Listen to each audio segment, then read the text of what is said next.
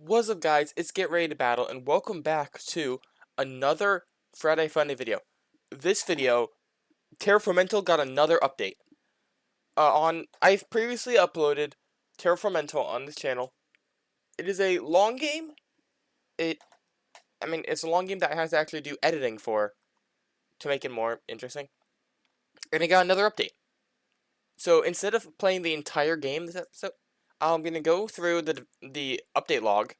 I'm gonna play through one version because I think there's one change that is made that will matter, and then I'll try to get exactly the new content and have only that be in this video. If there's more content, then play this free video. Play this free game online and play for yourself and try to figure this out. For now, let's read this because I haven't read it. I just have assumptions based on this. Astrape is here. This is okay. It's been a while since I played. I'll be honest. I believe this is the one that had had the metro. I already forgot what they called. That we previously used to go back to Strato. I'm messing up with the names. But it's the one that we showed up and couldn't actually walk inside and had like the weird glitch with the greenhouse. So that means this is the update that has this, as well as adding the new facility and a bit of new early game content. This update brings a much better balanced and more flexible familiarity system, with a soft cap instead of the previous hard cap. There was a hard cap? I did not realize there was a hard cap before. Groups which share familiarity across similar actions, and time dilation, which allows actions with familiarity with a soft cap to be completed faster in real time, while taking the same amount of game time and using the same amount of resources. What? Does that mean real life time doesn't work anymore? Okay, now I'm worried because I like being able to save resources. Now it's going to take more resources. So now instead of actually being better at the task, now you just don't feel the downside as much. I'm worried about that. I'm scared. But yeah, so now similar actions. If you are at Talos, the starting place, you get new loot. You get like the food synthesizer, and then you go to Stratobe. It's not Stratobe. Stratobe's the other unlocked one that you have to go like 25 minutes from Talos. I forgot what's the name? Centenary? S-A-N-T.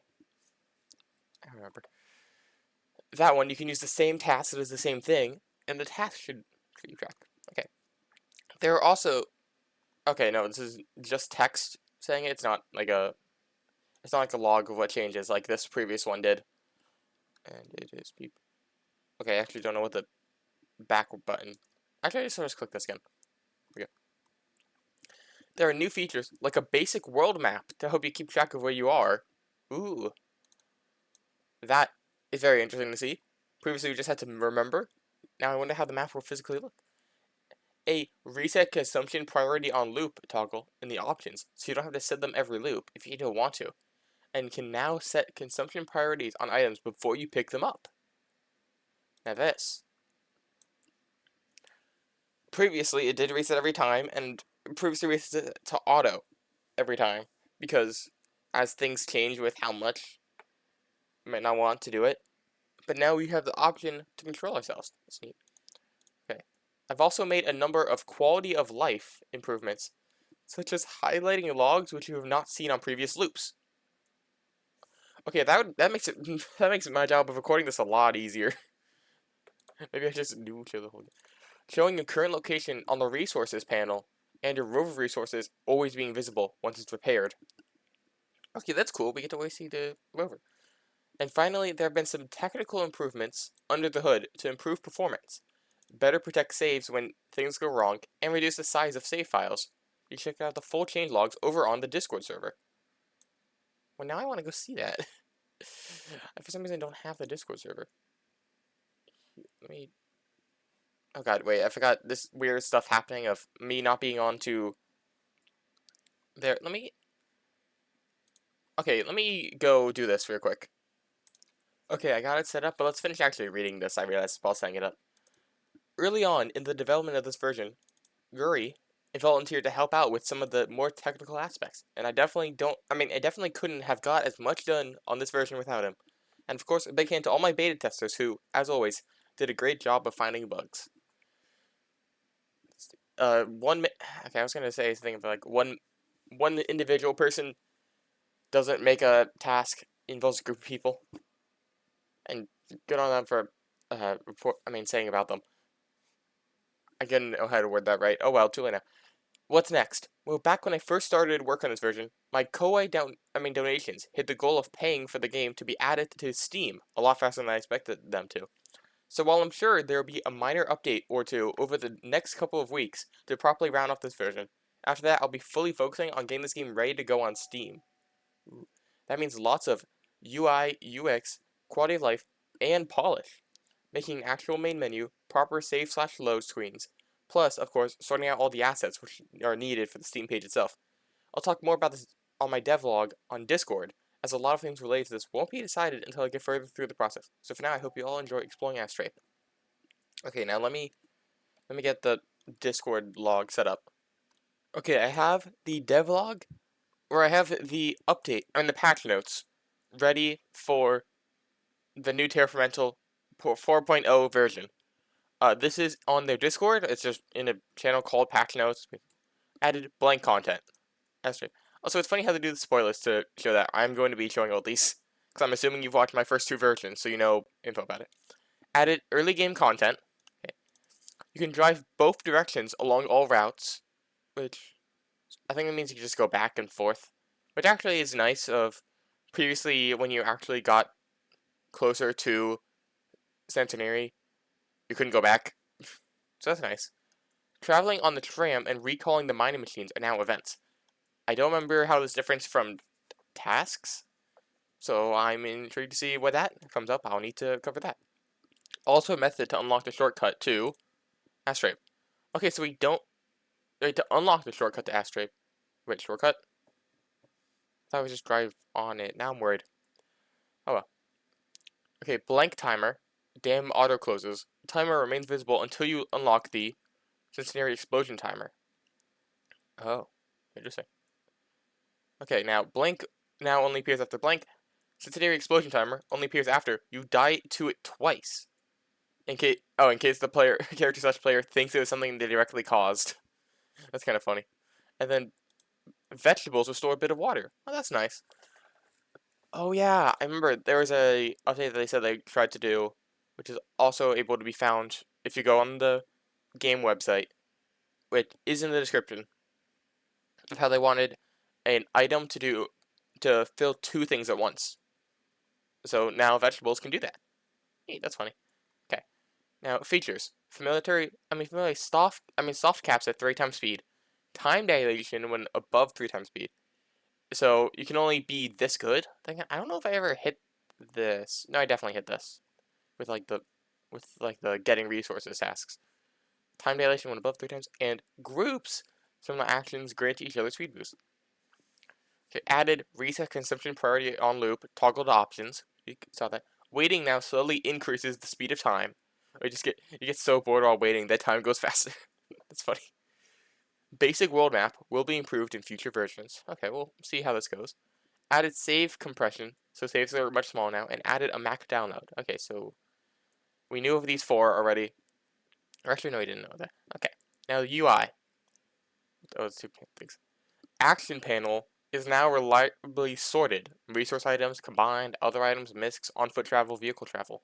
Oh, that's cool. It's going to be sorted instead of just like it showed up. X button on Q now cancels 1 stack instead of all. And you can control shift for multiple. Neat. Okay. So in the queue where you made multiple ones, it would like if you had like 7 of one going, you click X, it's all gone. Now just click it was 1. Neat. Resource items are added to inventory when they can be picked up. So you can set priority before picking up. Neat. Okay, so that's how they plan to implement that, not just like forever. Or like a separate menu. Waiting is added to the queue as an action, so it doesn't clear their actions. Oh, cool, so you can wait after you finish something. Neat. Combined actions show average speed boost of sub-actions. Oh, okay, not just the 1.1 times that everything is applied to. Interesting. Current location is shown on a resource panel. Is that like the map? Not sure. Logs are highlighted if you've not seen them in previous loops. We knew that. Escape, or P, now open/closes options and cancels "Are you sure you want to do this action?" dialogues. Neat. Once the rover is repaired, its resources will be pinned, so always visible, and desktop only. Hovering over a text log now shows a copy to clipboard button. Cool. So you can just copy a text log. Okay, now, oh god, I cropped the thing in a way so you can't see what's underneath bug fixes, and it's at the, you can't see the final tab. Oh well, I'll make it move. Balance. Resourced base time for install motors from 60 seconds to 45 seconds. It shouldn't take more time than it saves. Altered Talos Dam route to only require you to find the dam codes rather than dying to the explosion. Okay. The spacesuit reduces the effect of the heat layer by 30% and the gas layer 10%. Well, that's cool. Wait, space layer. Spacesuit. Oh, the proper suit before you go in. Oh. So the spacesuit is the proper, is in Stratobe, the upgraded version of the emergency suit that you've been using. And so if you go to Stratobe, before you finish off, what's the, not Stratobe, Centenary. I don't remember what the second place is called. I'm blanking on it. But there, you try to get the artifact, and you have to deal with the heat layer and the gas layer. So now if you go there properly to get the spacesuit, it will reduce that. Neat. Okay, reduced food value of vegetables from 4 to 3. Aww. Half the time to pick up, time to use, and fuel value yourselves, but double that number. Oh. I don't know if that's good or bad. Okay. Reduced per completion familiarity on unique and vehicle transactions from 0.1 to 0.05. Aww. I like those ones. I like to be this fast. Oh. Working in an area which has tools available is now faster. Okay, that's nice.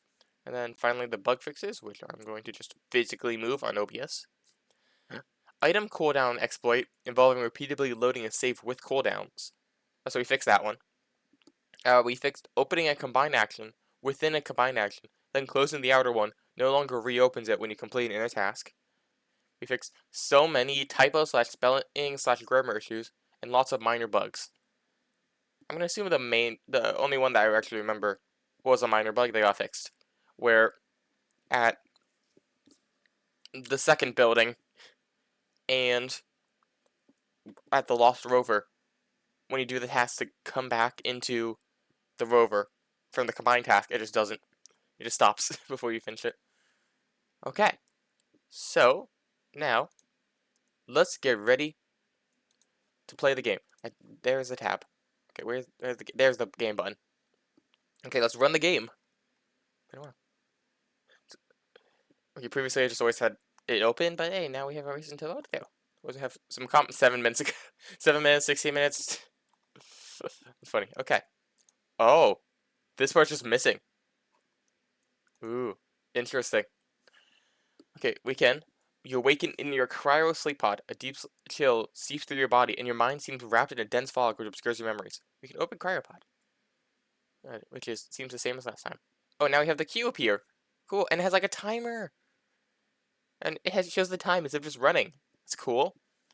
Okay, relatively warm but steady air rushes into the pod as the door lurches open, carrying with it a variety of unpleasant smells. You find yourself in a small room with a few furnishings and only one door. Let's explore the facility. If this room is obviously part of a larger facility, you should find out what it is, or maybe get some clue as to why you're here, or who you are. And oh god, we're almost out of water. The facility seems to be a small terraforming station, codenamed Talos, but in a very poor condition. Most of the systems are offline or unresponsive, and the door to the ground floor is locked. There are several other cryopods like the one you were in, but seeing a few sealed bottles of water makes you suddenly realize how thirsty you are. Take some water. Really drink the water you just found. Voila. Turns out that having a handy nano storage device which can store a limited number of each object in existence, so long as it's not too big. Not that it matters just yet, as you were thirsty enough to guzzle that bottle straight down. Questions, what should your next priority be? So technically it would be... Let's do the main generator.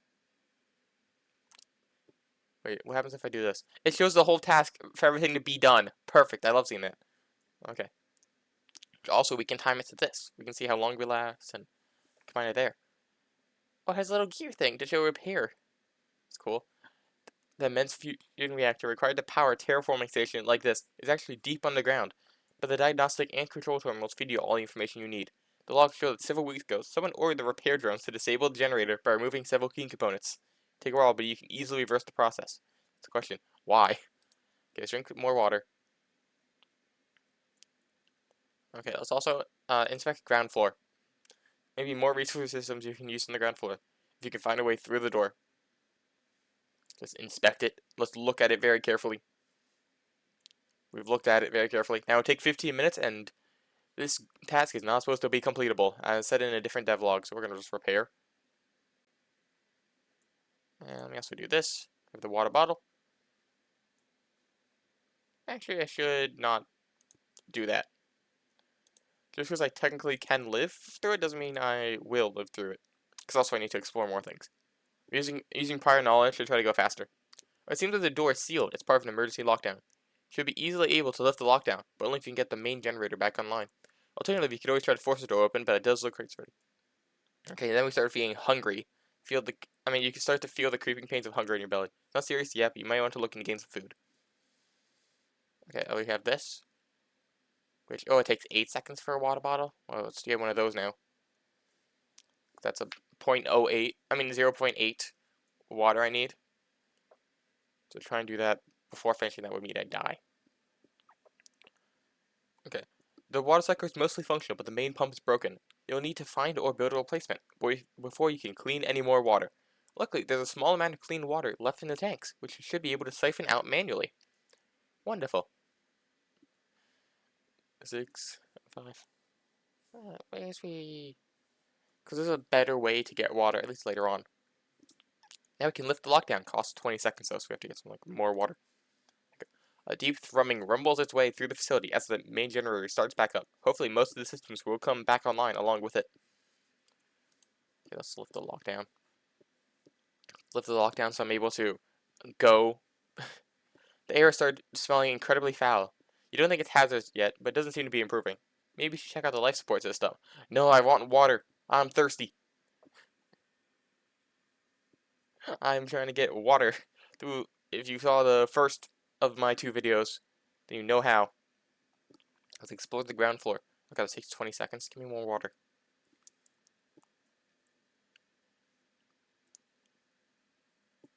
There we go. I am also going to need to inspect the food synthesizer soon. So now it should be... I wonder, I've never powered the building before unlocking these. I always unlock these first. So now I wonder what's going to happen. Okay, we have access to the admin office. We have explore the workshop and explore the vehicle bay. I'm worried. Yoink. And then let's explore the workshop. Ground floor is separated into 2 main areas. Personnel sections, emergency quarters, common areas, and offices for the staff. All currently empty. Though there's a locked administrator office, which may be some useful data. The rest of the space is dedicated to maintenance, including a workshop and a vehicle bay. Be worth a closer look. What, the workshop, PDA? The workshop is pretty basic. Most of its contents seem to be there awaiting repair. However, there's a mostly empty cargo pallet of water pouches. Water pouch. Water pouch. Give me the water pouch. Okay, and then we can also do the do the food synthesizer. And a larger metal sheets you may be able to take use for, as well as one functional power coupler. You can only assume somebody just finished repairing it when the activation sounded. You also find a charging rack full of PDAs, used for tracking maintenance requests and schedules. It'd probably be handy for recording any important information you come across. That's neat. That's new. The PDA you found could be useful for tracking all sorts of useful information. Yeah, I'll take this. Okay, you snag one of the PDAs from the rack. Fasten the straps to your wrist and quickly enter what little you've learned so far. Log not implemented yet. Bruh. Here, we can do this at least. Here's also the Discord server. Well then. It's funny. Okay, we got the food. So I'm gonna synthesize some food. Let's get just a bunch of food. We need food. Let's make food. 1, 2, 3, 4. Let's just jump cut to having the food be ready. Alright, that's a good amount of food. Let's go back to exploring. Let's explore the life support system. Here is, despite every content showing signs of wear, the food synthesizer still seems to be operational. They've already restored the main generator. You're free to synthesize as much food as you want. Okay, let's make life support. Even if you weren't in terraforming, it's good. While the heating system is in near perfect condition, the carbon dioxide are completely offline. You can't think of a way to repair them. You can't find any spares, so you currently have no way to get fresh air. So let's explore the vehicle. And we could also force the admin door or hack it. Where the hacking is takes a while. I wonder if I think that we can ever use these codes on. Previously we've hacked into 2 different, or I think 3 different, and we've only been able to use those specific.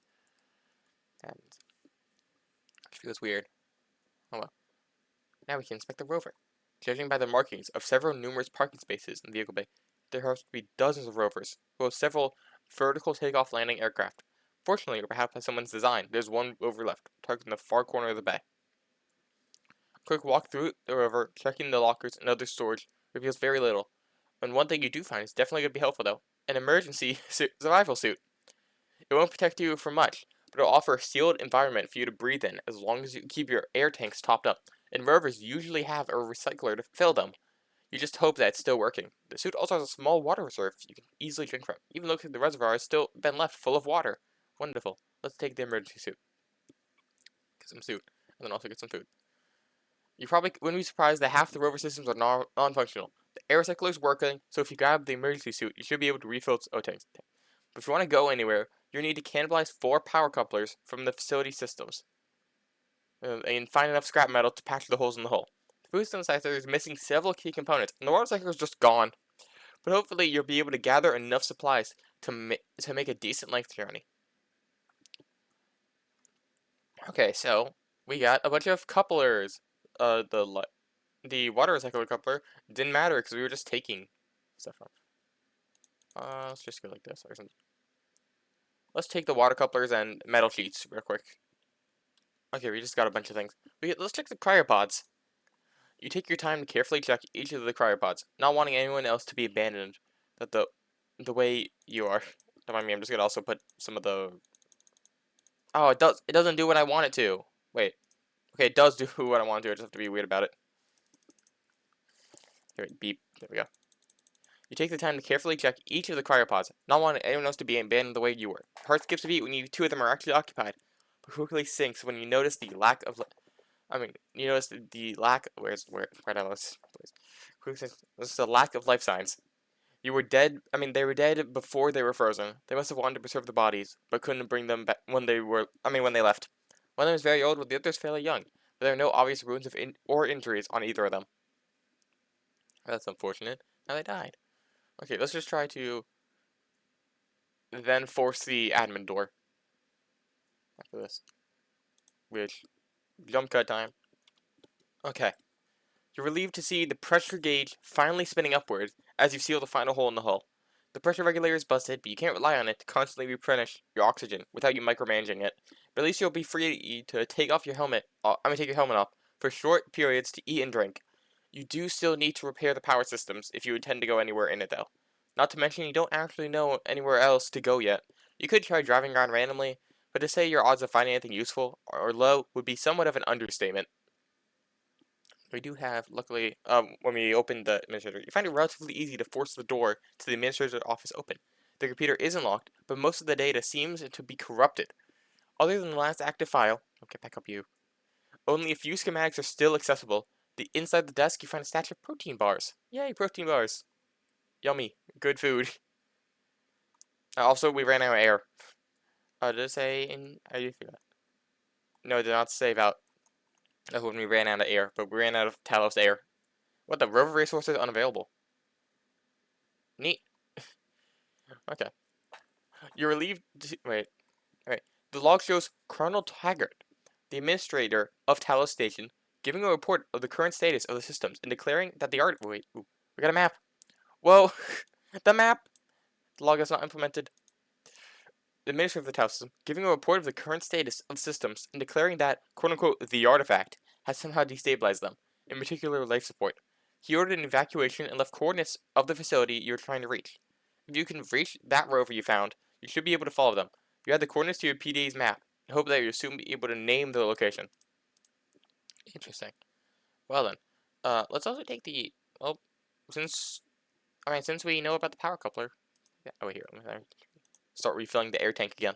Takes 30 seconds to fill, and it gives me 25 seconds of air, so I'd like to have it alive as much as I can. Take the power coupler. And now we can get ready to leave. After I fill up on resources, because we're going to have a long trip. Okay, let's leave in the rover. After getting all these resources. After triple checking the rover systems and your stockpile of food and water, you finally leave Talos Station behind. With the onboard GPS guiding you, it's relatively simple to aim for the coordinates from the administrator's final log. You sit back and stare at the slowly passing, lifeless landscape, idly wondering what you might find when you reach your target. We can look in. Oh, when it's open, we don't get to see the world. Boo. I can't look at the map while driving. I can't be on my phone while driving. Oh no. Okay. So how much? Okay, so we're going to run out of water first in about 4 minutes and 20 seconds. Okay. Not 20 seconds. 4 minutes, 40 seconds. So we fill up air once when we're fine. Okay. Right here, let me do this. There we go. So we actually travel to follow the coordinates. Oh yeah, the rover's also almost out of air. Oh, some from leakage, but mainly from personal consumption. Neat. So if I leave the rover, it will run out of air. Interesting. Okay. The first leg of your journey takes you past all the smaller buildings and equipment which support the facility you were in. Small solar farms to supply backup power, drills to release pockets of gas to build up an atmosphere and trap heat, heaters to melt glaciers, providing water and raising the temperature of the planet even faster. You seem to understand them all. You know that something about them is wrong. Calling it right now, the entire lore is going to be that it's just a dream. There's no way that's the actual lore, but it's funny to say. The question is, so I think we can all agree, at least how it's implementing right now, someone is causing all this. We just don't know why or how. It looks a little bit like the artifacts with this. Anyways, it's been a while since you last saw one of the support buildings, and you've had nothing to look at but the landscape, which is good, as otherwise you may have missed seeing a flash of the reflected sun on the horizon. It's a little off your current heading, but if nothing else out here, you feel it's worth investigating. I think in the 0.2 version, you were able to just not go to the reflection. I mean, I never did it, because I wanted to see what it was, but, you know. Okay, protein bar. Oh yeah, let me get one more thing of air, because I think it will overall improve. So here, I was like at 3 minute 1 second, and now 3 minute 5. Bang, save 4 seconds. As you draw closer to where you saw the reflection, you're eventually able to make out the shape of another rover. It's in far worse shape than yours was, even before you fixed it up. In fact, it almost looks like it's been sitting derelict for years, and it's been half buried by the weather and terrain. The Talos station, emblazoned on the hull, is barely even visible. Well, let's inspect it. Despite the age, you might be able to find something inside. And it says, according to the markings, it's definitely from the same facility as you. There are no bodies inside, so the driver and any passengers were likely rescued long ago. It seems they also took a lot of the components and tools that you could have used. However, in the rear compartment, you find a sealed containment crate, usually used to transport fragile or dangerous materials and equipment. You wonder what might be inside, and it might be useful. Beep. You release the seals and pull back the lid on the crate. A light hiss telling you that it has indeed remained airtight for all this time. Inside rests a strange metallic object, unlike anything you know.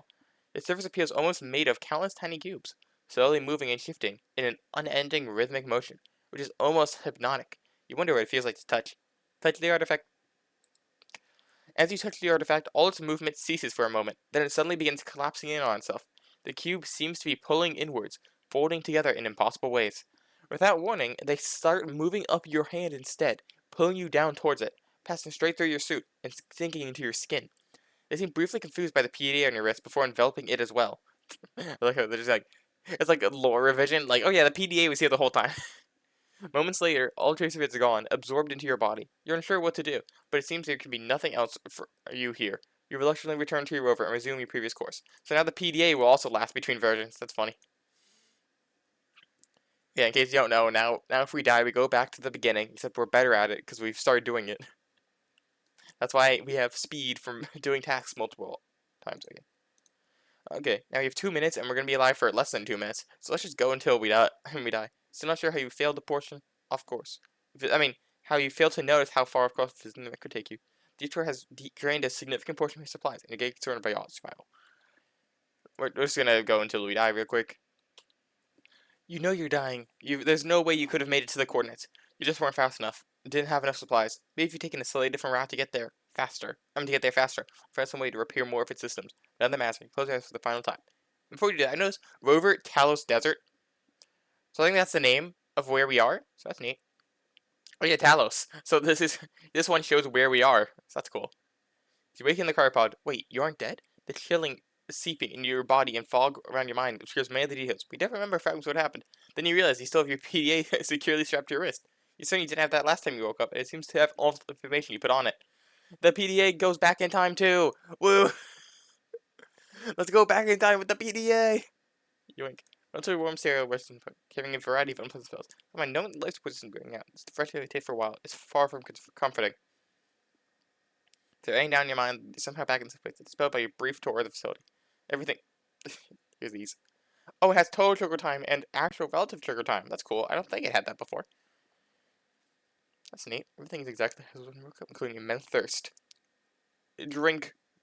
Okay, so. Okay, now we know the info. I'm gonna go through until we get more new content. So I'll be back now. I don't know how long it'll take. But for you, it'll be just a moment. Okay, halfway through loop number 2, the one that was last cut.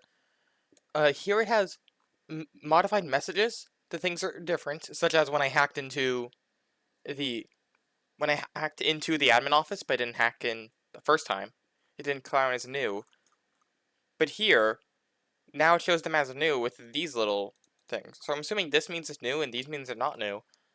But the thing is, I did new things because it's a different message, which feels weird.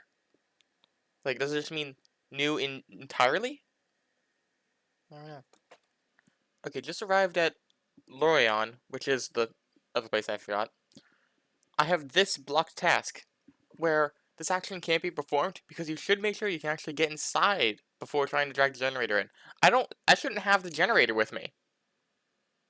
There's a different problem here. The problem is I haven't got the generator. That's weird. Oh well. Let's get some water. And then die. And then try it again next life. Okay, while doing on lap number 3, I found this for the sub actions. It says 1.1 times speed from combined action, but also 1.64 times total speed, including sub action boosts. So that's interesting to know in total how it is. Just the actual flat number. Very nice to see. Okay, still loop 3. Something I just realized. With the food synthesis coupler, something that what the? I'll figure that out later.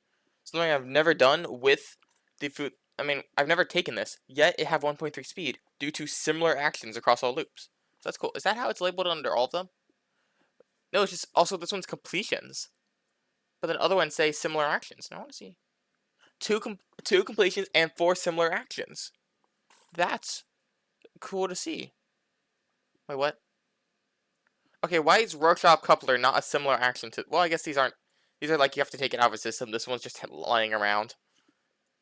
That's funny to see. Good to know. That's how they label the difference between. Now what the hell? Also, new task. I wasn't prepared to see this, but it just appeared as I was reading about this. Try filling cabin with air. With a little creative engineering, you think you can trick the sensor designed to prevent the recycler from releasing air into a bottle attached to the hose. If you're right, you could vent air straight into the rover's cabin rather than having to fiddle with the air tanks. It won't help you outside the rover, but it might make air management a bit easier while you're traveling. Let's try that right now. What the hell? Wait, why is this persistent? It's 10 seconds. This is like a timer thing? I don't know. They also... You figure out a very quick way to trick the sensor. Why is it blocked? Releasing a short burst of fresh air into the cabin. It would definitely be faster than filling air tanks, but while the holes in the hull are breached, they're likely not fully airtight. You might lose a bit of air by using this method, but if the recycler's tank is full, it'd only be wasted anyway. Cool. Okay, wait. Venting air directly into the rover's cabin is quicker than filling an air tank. Without a working pressure regulator, you have to keep toppling up yourself. There might be some small leaks in the hull, because you lose a bit of air faster than you do. It has charges, consumes 1 charge to gain 2.5 air in the rover. Interesting. Does this decrease as it goes on? I don't know. I'll start doing similar actions to this on the trip there just to figure out what's going on. Okay, still in loop 3, an update to the log showing when new messages are here. These ones, even though they are different, of like barely ball, they check the gauge, and other ones that are different, like this is different wording than it was the previous 2 times. This one's just a new task entirely, which means it doesn't show if it has a new wording, even though it should still be treated as a new message in my opinion. But this is different. But this is like a completely different message, and it includes when there's normal ones around it. So that is good to know for specifically me trying to show footage to you guys. Okay, so still in loop 3, testing out with the air. They do have the same charge. It's good to know, and it does let me do it immediately here. And seeing as how this is 2.5, at least for now, this is just as fast as this. So this is going to be better for inside of the rover. It does also vastly outpace what I can gain. Oh, we also lose some from leakage, which means technically this has a higher drain. Well, I personally get 0.01. This is 0.11, thus being a bit less. So that is an interesting thing to note. Also, you can't really like prepare in the same way you can prepare the air tanks. So I don't know how good an idea it is. Still, this one is a lot faster. It's base 4 versus this one's base 8. So it is just better to do this. Okay, just started loop number 6. And now, the open cry... What the? That's a lot of stuff to automatically do. Wait, no, wait. Wait. It's doing what I don't want to. I want to maximize my water. But that's very cool. It has get up, where it's you get out of the cryopod, drink all the water, open the door. Repair the upper floor, which includes the main generator, and lifting lockdown. And then take the emergency suit, and then unlock office door. And then you're up. You're really active. Cool. Unfortunately, until I get the artifact from not Talos. This is Talos. Until I get the artifact from Lorion, I want to only do 2, because then water and food line up perfectly. Well, I guess I'm doing this entire basis on the idea that you have to wait for the timer to go up, which you don't. You can just drink partially done ones. I'm realizing right now that my planning for the past few runs was suboptimal. Oh well. But I'm doing this like this to save time on extracting water, because that takes like a while. Oh, I didn't think about that. Wait, that's the change. Oh, also we can inspect the rover charger here. Now that you're aware of the rover's power limitations, because we found out about that. Thinking that was already known. Back to find more stuff. Okay, I'm in loop number 8. Currently hacking through the admin door. I got the generator set up, and they did make a change that I forgot if they said or not. Fuel is now a resource instead of turning on the generator for an hour like it is. It fills up this little bar, and you can put in more fuel while it's already being used. So instead of needing to wait 1, you could put in multiple. I think I could put in like 4, but I only tried it at the end because I thought just 1 would be good enough. Repeated like 3 times. So yeah, a nice change that I saw them post that they wanted to do. Wonderful. Another change, still from loop number 8, for the planned route to Santoniri, which normally you plan, I think, in the rover? I could be wrong about that. Either way, it's here. But now you can drain power to plan faster because you're using the maps from on the facility computers, which require power to run. So by using this power from the computer terminal, we are now we're planning faster. See how it's going at like basically 2 seconds per second? I like that touch. That's so nice. I'm running out of resources. That's the wrong button. How did I even click that button? Was it? Okay, I'm on loop number 10, and I just found out what time dilation is. So either I could be wrong with the math between these two, but we have time dilation, so 1.26. But the speed still increases, which I guess we can't. Well, I guess we can see. Let me eat some food and water. This water pouch, if I do it, it increases time dilation, but doesn't increase speed. And then if I do synthesized food, increases speed by a lot, but not time dilation. So now the soft cap eventually teeters off to not having any speed, but time dilation will increase. Fascinating.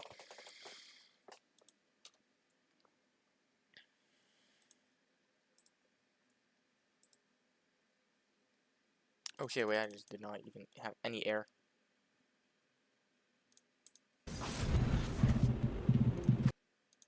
Oh shit, where the... Okay, it's currently in loop 11. I was doing the stage 4 of mine thing, and then I realized, wait has popped up. I swear it was not here before and running was the whole bar, but then, the moment something dangerous happened, wait appeared, so I'm able to wait now. That also means it's not up here, which is kind of concerning, but you know, things are different, who cares? I guess I care, that's why I'm making the video. I didn't think that line ahead of time. Okay, it's currently loop 16, and I'm at the dam, I've already crossed it once, and I'm able to leave the rover. It seems unlikely, but there could be something near the dam worth finding. With the ground being so steep and rocky, though, the rover would be practically useless. I wonder what the hell this is. So now at the area, oh yeah, also here's the current map we have. I just went from Talos to Dam, which I like doing. So we have Talos, Lorien, Dam, a shortcut directly. Here's Lost Rover, it's just over here. We can explore the area, which is going to take 45 seconds. There could be something useful somewhere nearby, now that there are many places to check. And then we can return over. This rover's comfortable seats and semi-livable environment are pretty enticing. And, oh well, you spend some time checking out the area around the dam. It seems like there's nothing to find, so you start retracing your steps to the rover. On the way back, though, you spot something floating in the water near the riverbank just above the dam. As you get closer, you realize it's a collection of crates caught in some vegetation. Once the dam closes, they'll get lifted off and likely slipped away next time it opens. But for now, you should be able to snag some of them and find out what's inside. So we have the blue crate, which you can't do because you need to get the closest crate first to make room to pull the others in. Same with these. Okay, let's get the closest one. The closest green crate is right at the water's edge and will be relatively easy to get. Neat. You quickly grab the nearby green crate, and with some work, you're able to pull it up on the riverbank. It looks in good condition, considering the journey it's taken, though the facility name on the side has been completely worn off, except for the first letter, P. There is not a place that we know that's P. Is it in the map yet? It's not. Okay, I'm intrigued. Maybe it'll be more on these. Oh, these have more text. I have to read that. Okay. It looks... Oh, wait, yeah. Regardless, the seal seems good when you open it, revealing a pair of water bottles. So that must be what brought up my water. Just 3 points on top. A pair of water bottles at the bottom of the crate. It's not much, especially after the effort you went for it, but it'll help extend your supplies a bit. Which is very good for me because I was running out of fucking water. Okay, so what's next? Should we get the blue crate, where it's in easy reach, but others look more tangled to plant. Looks to be more entangled. Maybe hard to break loose. We have green crate, but the other green crate was only just caught at the edge of vision. You have to be careful not to knock it out of reach when you go for it. And the gray crate. It's on its side. It looks like it's partially sunk into the mud, and the plants are growing from. It must be heavier than the rest and likely rolled along the riverbed rather than fully floating. Now I'm worried. Can I get everything? Let's get the green to hope that there's more water. Okay, after opening the green crate, even while holding onto some of the roots at the riverbank, leading out. Actually, here, let me just do that, and then do this just in case. Leading out over the water stretches as far as you can. You can still only just nudge the corner of the furthest crate with your foot. The first few times, your foot slips off, and you nearly nudge it further out into the water, but eventually you manage to pull it slightly towards you. From there, it gets a lot easier. The only remaining letter of the facility name on this one is A. It looks like it was the last one of a 6 or 7 letter name. I'm not going to be able to guess. I was never going to guess Lorien. I'm not going to be able to guess this name. Much like the first green crate, inside you find 3 more water bottles. Perfect. What? Why did my water go out? I thought I had like 1 left. Oh well. Well, we're running lower on water, but let's check the different crates. That's 15 seconds. As you suspected, while you're easily able to reach the blue crate, getting it free of the various vines and roots is tangled and takes significant work. You eventually get it out though, revealing the third letter of the facility name printed on the side, E. So, P blank E blank blank maybe blank E. What the? Wait, glacier water sample. Very small amounts of filtered pure water. Glacier that feeds the river. Oh wait. Oh no, I was reading the wrong thing. Neat. Okay, E-Popping Lady finds several of the glacier water samples. So I'm just... Oh hey, I see this is research. Chugs it. I know we're doing science here, but I'm thirsty. Imagine you do that in like a normal lab. Forget the fact that we're close to dying, but imagine you just go to a normal lab and you just like, I see you have test samples here. Hmm. Walks into a blood bank and just pretends to be a vampire. Just, okay, Grey Kate has. While the gray crate was fairly easy to grab a hold of, its weight and its partially buried in mud gave you considerable difficulty. Unfortunately, the mud also seems to have wiped the facility name off entirely, so you're not getting any more letters from this one. Boo. The seal still seem intact though, which is a very good thing. It initially seemed to be a crate of electric supplies. Most of it's not of any use for you now, but you do snag a power coupler and and an empty spare power cell. Hey, so we can set that up to this, which I don't need anymore. So that means we're probably going to need a power coupler. Because now we can get 2 spare power couplers, and we only have a space for 1. And I don't see a reason. Oh, I guess some people go, apparently, based on one of the updates, apparently people do go to Cincinnati before finishing the Lorion quest, which feels weird to me as someone who played when Lorion was the only option. So this could be a way where you can go to Dam, get this power coupler, and go back to Loron so you can escape from the place to get the artifact. That still feels unnecessary. So I'm worried. Okay. Yeah. Underneath the layer of supplies, though, you find several bottles of alcohol, which are no use to you. Make you very curious as to who is packing this crate and why. Interesting. We'll have to remember that if we ever get any ideas for what's going on. Either way, let's close the dam. Let's head out. I'll check back in when I find more info. Okay, still same run. There have added routes so you can actually go back to previous events. And this one of driving down the hill just free so you can put it in neutral and drive down without any power, which I think is pretty funny. Okay, I'm currently in loop number 18. Just got to the area. We can drive around the plateau. So you haven't seen any signs of other ways to reach the top of the plateau, but it might be worth a quick drive around the base of it just to double check. I'm not going to do that, because I'm already worried about how low my power is. Maybe next run. Or maybe just later in this run. Who knows? Okay, still run number 18. In the... I already forgot. The central compound... I already forgot the name of this area. Goodness. After exploring the barracks, you can read Mary's diaries. Her last diary helped you get here. Maybe you can find some more information in the rest. That's interesting, and I'm probably going to save it till the end so I can focus on it. Okay, minor thing. I've been recording this for a long while. Like, the video currently shows about 47 minutes, but I've been playing for a lot longer. Technically, I've also been walking away from it due to having the option. But while this was happening, unfortunately, I closed out of the window capture. Maybe this works? It does not work. Okay. Well, they did another patch note. I showed you 0.4.0.27. No, I didn't. I showed you 26, which was S-Drape. And then 27 got released, which I realized, which was halfway in the middle of me recording it. But I've been on the same website the entire time, so I'm not playing with that version. So there are some updates that I do not have right now. And also just got spoiled on a little bit of info, because there's a bug fix involving something that doesn't exist here. Whoop. We'll see that when it happens. Time to keep working. Okay, so I'm still at the loop 18 at the center that I do not know the name for because I haven't seen it yet. I've been doing a few tasks. The one I just did was inspecting blueprints, and it said about the solar panels that I could put on the roof. And it's this time, previously it's like, oh, what can you do? We have to find them. And then you go to Talos that's mentioned, and it says these don't work. But this one suggests that I can get him from Talos and Lorion. So I'm going to need to check there next loop, and probably also go to Lorion while I'm at it. But yeah, and then also has a build solar panel mount, which I did do. So I can build this mount for the solar panels, either here or maybe at other places. Maybe I don't have to do it here. Maybe it's like the install generator. It doesn't have to be at a certain place. I don't know. We'll find out next loop. Okay, just died in in loop 18. And reading the description, last line here, maybe next time you can figure out if something you did triggered it. Which will show, when we start, it doesn't say when it explodes. Because, oh, maybe it was something I did that caused it, instead of it being a thing that is going to happen. Neat thing that we saw in the logs. Time to go play. Okay, run number 19, and we can see the build solar panel mount does apply to wherever you are, not specifically in the place that has access to the information. So that we can do it now, basically. Okay, I just did the task of putting the solar on the top.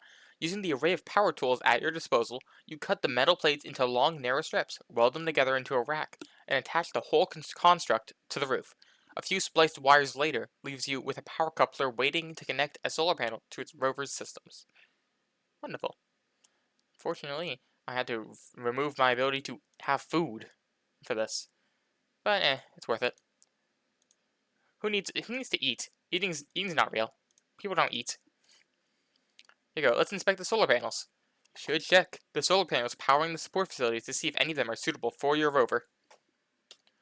Most of the solar panels you find are too big for your uses, intended to power large groups of support facilities while simultaneously charging battery banks that will in turn keep them running overnight. On the occasion you do find isolated groups with fewer facilities powered by equally small solar cells, they often seem to be worn and decayed by the effects, and you now know were the resulting of the time artifact. Eventually though, you do locate a few which are still functioning, so we get to install them. If you mount the few correctly sized and still functioning solar panels from the nearby support facilities onto your rover's roof rack, you have a constant, albeit slow, trickle of power into your rover's batteries. Wonderful. And then we can do this, and then... Now the question is, will this work compared to Lorian? Will I still be able to inspect them? Will I be able to take them and add to make a full array? Will I be able to go to Lorian on its own and get a full array? Who knows? Let's also just see like how much it is, because it'll tell us how much power we get from the solar panels. Because we're going to watch the power of the sun. The power of the sun in the palm of my hand. Type shit. And let's do this. You remove the solar panels and transfer them onto the mount you made on the rover. Careful not to scratch or damage them in the process. Once they're bolted in place, you give them a quick clean to improve their power output. Daisy chain, what? I don't know what a daisy chain is. I don't need to look that up while in between. Daisy chain them together and link the final one to the rover itself. Returning inside, you're pleased to confirm a slow, steady trickle of power into the batteries. It's less than you hoped for, but it's better than nothing. So we make 0.1 from solar panels, which is, I mean, it's less, but usually we spend 1 power per second, and this is only at 0.1. I mean, this is 0.1, so we're using it at 0.4. This is only 20% of this, and this is already not much. It's worrying. Oh well, maybe we just get more info at Laron. Did I get the... Okay, I did get the generator. Perfect. Okay, at Laron, there is the opportunity to inspect solar panels. You should check out the solar panels powering the support facilities to see if any of them are suitable for your rover. The question is, will this be a new message, or will this be the same message as before? Much like at Talos, the majority of the panels you find here are too large for your rover, but you're able to find a few more small ones in good condition. You should have just enough space to fit both sets on your improvised roof rack, and unless you find better panels somewhere, you're not sure what else you'd use it for. Which means that we now are able to have both at the same time. So we get to probably have it up to 0.2, which will mean eventually full power, but also just benefit in general. Wonderful. Let's do that and then go into here eventually. You add the new set of panels alongside the ones you already had, carefully bolting them on, cleaning them and adding them to the daisy chain. Your roof rack is now full, but you've doubled your steady power generation. Look, we're at 0.2 instead of 1. Wonderful. We could even go to Lost Rover Supplies and try to get some resources. Based on what I currently have for food, I think I actually have enough ration packs, so let me do this.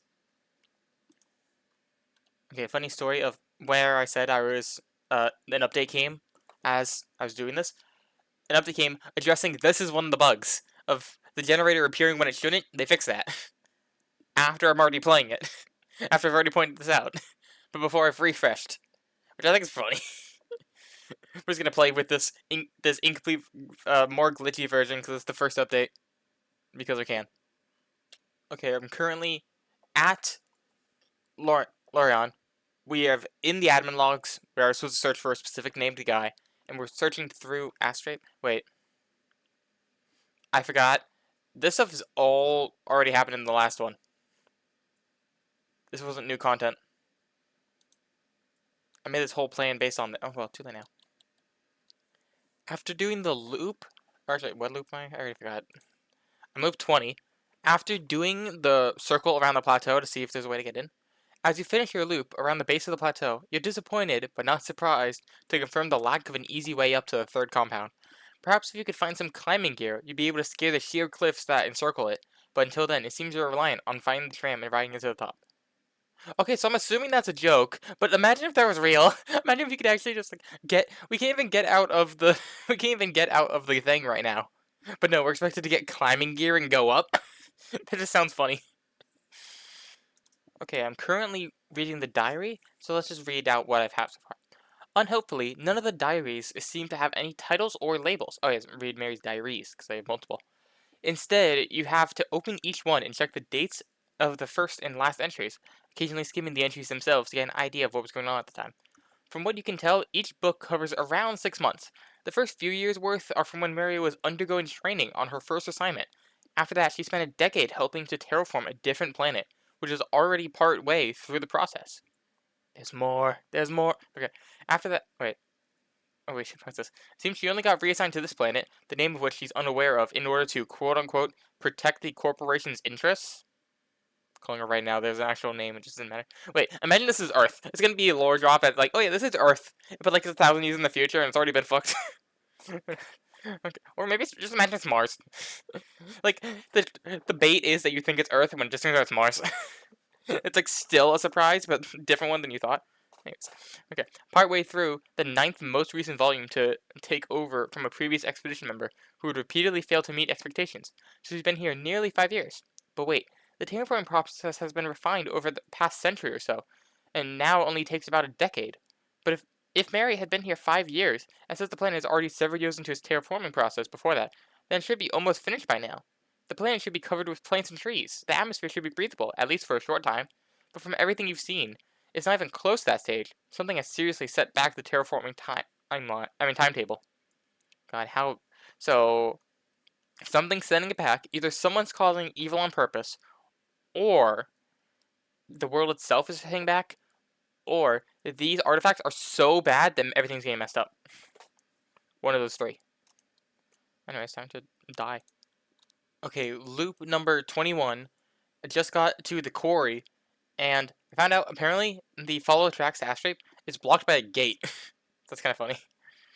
That's presumably towards Astrape. But they're blocked by a gate. Hopefully you can find a way to do it. So probably you're gonna have to go into the tower and get the gate.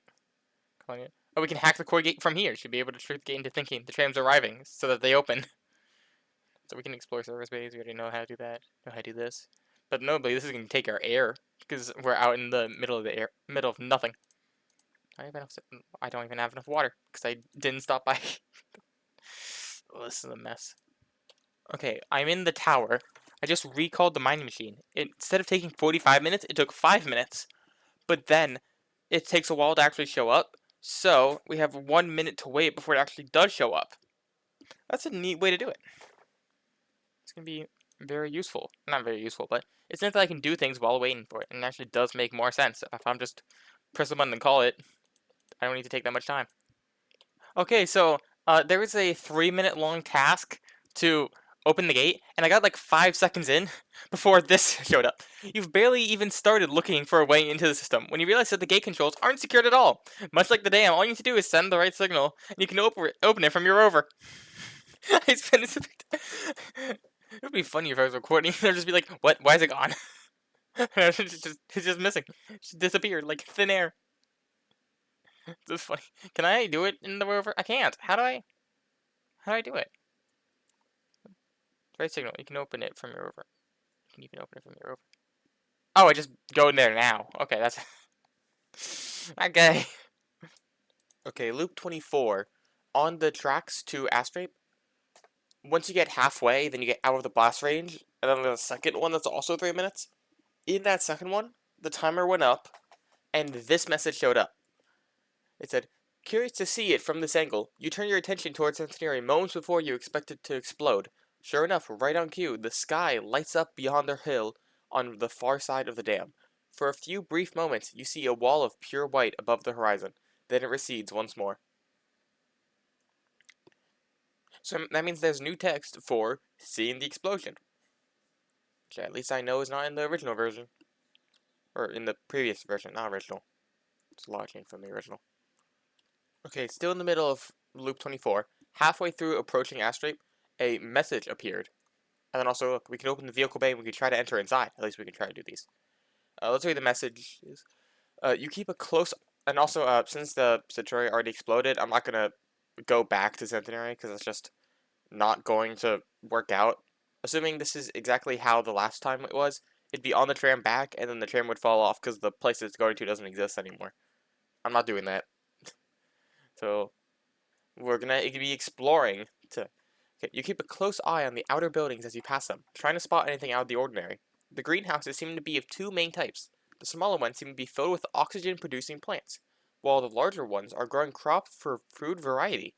As far as you can tell, though, nothing seems wrong with them, except for the occasional one where all the plants are dead. A huge electrical discharge arcs off the facility without warning, striking a rover. For the most part, the safety systems are able to handle it, but the air recycler is slightly damaged, and the water recycler, which has the least protection, was completely fried. You'll be able to get any water that's already filtered, that's all. Perhaps the mobile generator would be more resilient. Wait, what? Oh god. Oh god. There's damage. This doesn't get more water. I just drank some to try to filter it out. If I knew that, I would have filled up beforehand. Well, I guess I'm getting the water now.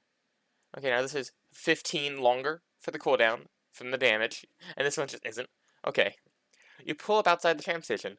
While part of the station seems to be inside asteroid, the larger portion juts out from the outside, otherwise flat wall next to the vehicle bay, serving as a large cargo transfer area. Both the tram station and the vehicle bay have personal airlocks, which you could use if you want to enter on foot, or you could try the vehicle airlock and drive the rover inside. Alternatively, you could go out and take a closer look at some of the support facilities. Let's try vehicle bay. If this facility is in as good condition as Centenary, you might be able to just drive straight into the vehicle bay. Now, in the last playthrough, uh, it was all jumbled due to question mark. Now it seems like electric overload causing everything to be jumbled. So maybe there's just too much power? I don't actually know. Now I'm intrigued to see what it is, or if we even know what it is in this playthrough. And by playthrough, I mean before we eventually die. Let's try opening the vehicle bay for 45 seconds. Which, we're almost done. We have, even though you can come back anytime, you're a little reluctant to step out of the rover. And the drive is the first leg of the trip back to Cincinnati. It's across the fat paved area around S-Rape. Maybe I should have been reading all the return messages now they exist. Oh wait. Although the rover is able to connect with the S-Rape systems, all the responses seem garbled and nonsensical, just like the transmissions logged in the Lauren's computer were. Unless you can figure out what's going on and scramble them, you won't be able to remotely open the doors. The facility clearly still has power, though. Maybe if you go in through the personal airlock, you'll be able to find a way to open the vehicle airlock from inside. Now, I think this was also info in the last version, but let's try it. We can inspect the support facilities that are nearby. We can also just enter the vehicle bay. And let's inspect. We got time. I should probably maybe even enter a tram station just to get more food. Because if I remember, there's vegetables in there. But for now, let's inspect the support facilities. Sorry, but okay. After doing, you don't see any of the drills you inspected at the previous facilities, likely due to the ground being soil and clay rather than sand and rock. Instead, you take a look at some greenhouses being used to grow specifically endangered plants, designed to produce large amounts of oxygen. Unlike the fields you saw being tended further out, these plants are grown in fully conditions isolated from the rest of the world, except for carefully measured exchange gases. I think this is stuff we've read before, which is why I didn't read it at Lorion. But, it gets the lore in it because we're about to go inside. Most of them seem to be doing very well, but a suspicious number of them are dying. Or dead or dying. Do we have this fold behind this? Oh, okay. Okay. Oh wait, no, I forgot to clear it. There we go. Picking the closest greenhouse full of dead plants, you go through its systems, looking for anything unusual. It seems like there was a massive power surge, which overloaded the control circuits. With them fried, it was only a matter of time until the plants died. What's odd is that each power connection from the main facility should have breakers on it, to prevent this kind of overload from damaging the support facilities. For this to have happened, either the breaker must have failed, or it was a huge power surge. Either way, you should be extra wary of the power system once you get inside. So it could be a breaker failed, which caused all these, or it could be the huge power surge that also hit the rover. So I'm assuming it's the thing that hit the rover. By all means, maybe, should I try coming back here with the generator attached instead of water to see if it's the same message? I probably should. Let's enter the tram station and just... I can also enter Asteroid proper from here. The order main facility seems to lead somewhere else. I feel like if I enter, I want to enter through the main way.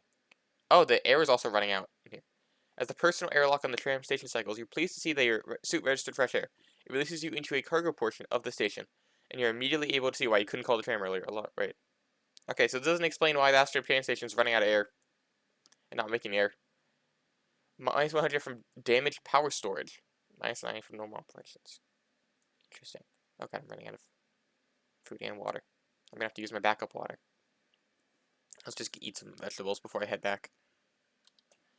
Okay, yay, we got the vegetables. Let's eat all the vegetables. And look, it gives us 3.75 food and 0.625 water. Which is going to be very useful because water is a useful device. Yes. And can I... Okay, let's exit the tram station. Let's get more vegetable for the road. And now, now this might be literally the exact same thing, but let's enter the vehicle bay. And let's see what lays in store. As you press through the personal airlock, you notice a flashing warning on the control panel. It seems that the entire facility had been set to hibernation mode, but now we're starting to wake back up, returning power to systems that had previously been dormant since the evacuation. When the airlock cycles, it releases you into the vehicle bay, though it's quite different from what you're used to. Each other facility has held light rovers and aircraft designed for scouting, research, and carrying out light repairs on existing equipment. Meanwhile, this bay houses a variety of cars and vans, which are clearly designed for city streets rather than the natural surface of the planet. Interesting. So we can exit asteroid, we can enter central sector, we can inspect vehicles, or we can inspect a vehicle airlock. Now that you're inside the air, well, now that you're inside the facility, the airlock diagnostic may tell you why you're unable to open it from the outside. So let's, it's 7 seconds. We don't need to cut for that. Let's see what this has in store. I forgot that. There we go. Using the terminal next to the vehicle airlock, you're able to run a full diagnostic on it. It seems functional, other than some intermittent power spikes. If other systems are experiencing similar surges, and judging by the state of the greenhouses you saw earlier, they likely are, it could be causing enough interference to block the signal to and from your rover. Whatever the cause, it seems you should be able to use the terminal to cycle the airlock from inside. It will be a bit slower due to having to get in and out of the rover a few times, but you should be able to bring it inside. That's good to know. I don't know what it does. But inspecting the vehicles has, it doesn't take you long to conclude that most of the vehicles aren't worth bothering with. Not only do they lack any form of survival equipment, but they don't even have to, seem to have any real power storage on their own, of their own, let alone generation. They seem to use incubation chargers with loops running under every road in the city, allowing the vehicles to draw in power from the facility's power grid as they drive. So this whole place is based on power, and now the power has too much. Very useful tech, so long as you're not planning to leave the city. Eventually, you reach the final row of vehicles. These seem to be for people with more expensive tastes, or greater political standing, boasting tinted windows and much comfier seating. What really catches your attention though, is the mini fridge hidden behind a folding seat. Irritatingly, they're mostly stocked with alcohol, which is no use to right now. But each does also have one bottle, so we get to take some water. Drink. Oh wait, the one liquid that I've been saving was the one that I didn't need. God damn it. Okay, I could leave through here. I'm gonna just enter the central sector. The far door leads to a wide corridor which circles the entire facility. This area seems to make up the majority of the ground floor of Asteroid. Let's explore the ground floor. It's gonna take 2 minutes. Oh well. Oh, then we could also enter the civilian bear. Let's jump cut to this being done. But the wide, sweeping corridor seems to circle the entire facility, connecting all the most important locations on the ground floor. It'll take a while to walk the entire circumference. Oh, there's also maybe there's more info every time. You quickly realize that this facility is a lot larger than the previous ones you visited, if only because you find stairs leading both upward and downward. Thankfully, a significant portion of it is currently unused. Entire sections are sealed and marked either as under construction or awaiting colonization. Since power has been cut to these areas, you'd have to reactivate them from a control room, even if you did have a reason and want to investigate them separately. Okay, also more of these appeared as in before they showed up. The first unlocked area you find is the living quarters, or more specifically, the set of living quarters that were being used by the facility's current personnel. It's surrounded by several other sets, which are presumably identical, but are shut down and sealed. You can take stairs to basement, take stairs to upper floor, or explore the living quarters. Okay. Well, maybe jump into more info. You come across what you initially think is an empty room, other than rows and rows of racks for storing cargo crates. Just as you're about to ignore it and move on, though, you realize that dotted around the room are occupied slots. Some of them might have something useful inside. So we can explore the warehouse. After searching most of the ground floor of the facility, you finally find another unsealed section. It appears to be another vehicle bay, but it's signposted as the quote-unquote primary vehicle bay. Maybe it means it was used for the more standard exploration vehicles like rovers, instead of the considerably less useful civilian transportation. Let's explore the living quarters and maybe get some food, and maybe some air. The living quarters are much the same as the ones you've seen in other facilities. Plenty of bedrooms for individuals or couples, common areas for relaxing, offices for working, and, of course, a large mess hall. The only oddity you notice is the lack of an administrator's office. They must have a separate office elsewhere. The mess hall houses the usual bank of water and food dispensers. Your hopes of having everything work are immediately dashed by the out-of-order tape across the food synthesizers. Maybe the water cycle will still be working, though. So we can inspect both of them. Let's inspect the food synthesizer first. The tape across it says it's out of order, but maybe you can fix it. Who knows? Fixing it would be useful right now, because, well, actually, the water is the more important one, so maybe I should have done one first. Okay, the food synthesizer says... Oh, it did not appear here. The food synthesizer looks like it burned out quite a while ago, despite several components looking like they were recently replaced. Even if you were able to get here at the start of the loop, you doubt it'd be functional. Okay, water recycler says, several of the water recycler's primary components have been burned out, likely hit by the power surges, and even one or two of the backups are showing signs of damage. So long as it doesn't get hit by too many more, it should last a while. That being said, since you don't understand what's causing these surges, it'd be best to recheck the recycler before using it in future loops, in case the damage it changes. Neat. Okay, so... Oh, okay, it normally would be 1.5, but has a longer cooldown, but still takes an amount of time to drink. Okay, I think this is worth the time to drink. Yes, it is. Let's explore the warehouse now. Ooh, most of the crates in the warehouse prove to be fairly unhelpful. Spare parts for systems you have no use for, extra bedding and uniforms, etc. Only one makes the effort worthwhile. It's full of more vegetables like the ones you found on the tram. Wonderful. Gimme. I'm hungry. Okay, and then that should be fine. I should now have... Yeah, air I'm going to run out of next. So let's explore the primary vehicle bay. Hopefully the primary part of primary vehicle bay means you're more likely to find some useful tools and parts in this one. And then before we cut, we have a civilian vehicle bay where it's houses much smaller, lighter vehicles intended to use on the streets, which don't quite exist yet. Stairs to basement. This is the first facility you've seen that even has a basement. Why did that one just shock down? Am I seeing things, or did that just spiked down for a second? Is that what it means to have a surge? Okay. And then this one, these stairs go up. That's the whole description. It just sounds funny. It's like, oh yeah, what's the lore behind these, the upper floor? What am I thinking when I see this? They go up. I mean, I am thinking of it. Okay. Your sweep of the aircraft. Your sweep of the primary vehicle bay doesn't take long, as it's almost entirely empty. Strongly reminding you of your first similar experience. There's even one vehicle left in a corner. You're ready to be disappointed by yet another inoperable rover, which makes it all the more surprising that it's one of the small vertical takeoff and landing aircraft, which VTOL. Wonderful. The VTOL aircraft in this primary vehicle bay certainly doesn't look like it'll be flying anytime soon, but you won't know how bad it is until you get a closer look. And it says... What? Oh, I forgot. There we go. It doesn't take long for you to realize that the aircraft isn't operational. Several of the systems, including one of the engines, has been disassembled and at a glance. And it looks like some of the components are missing. You have to take a closer look at the systems to determine which ones, and if you have any hopes of replacing them. It's going to take a whole minute to do that. How long do I have? 16 seconds. Took half apart, scavenged some key components to repair something else, and left this spread across the vehicle bay. Only to be sure what's missing and try to put everything back in place. Okay, let's go to the upper floor. Also, because I'm hoping this connects to the tram, so then I can stop by for food before I go inside. I guess I don't need to, because I can go in here. Let's explore the upper floor, taking 30 seconds. This is going down the stairs is faster and easier than going up them. That is, that is just funny and true. Oh, well, we ran out of air. Wait, finally, after all this time of being stuck in a river, you found an aircraft that you might actually be able to repair. It does seem likely, and you'll be able to find parts to repair anytime soon. Oh, it seems unlikely you'll be able to. You ran out of air after 36 minutes and 25 seconds. Well, let's head on back. Okay, we are now back inside the asteroid. I forgot what it was. We can take little small water bottles, which, seeing as I didn't need to spend a bunch of resources to get here, I'm not that thirsty. Let's actually make this the main. Let's make this the main one.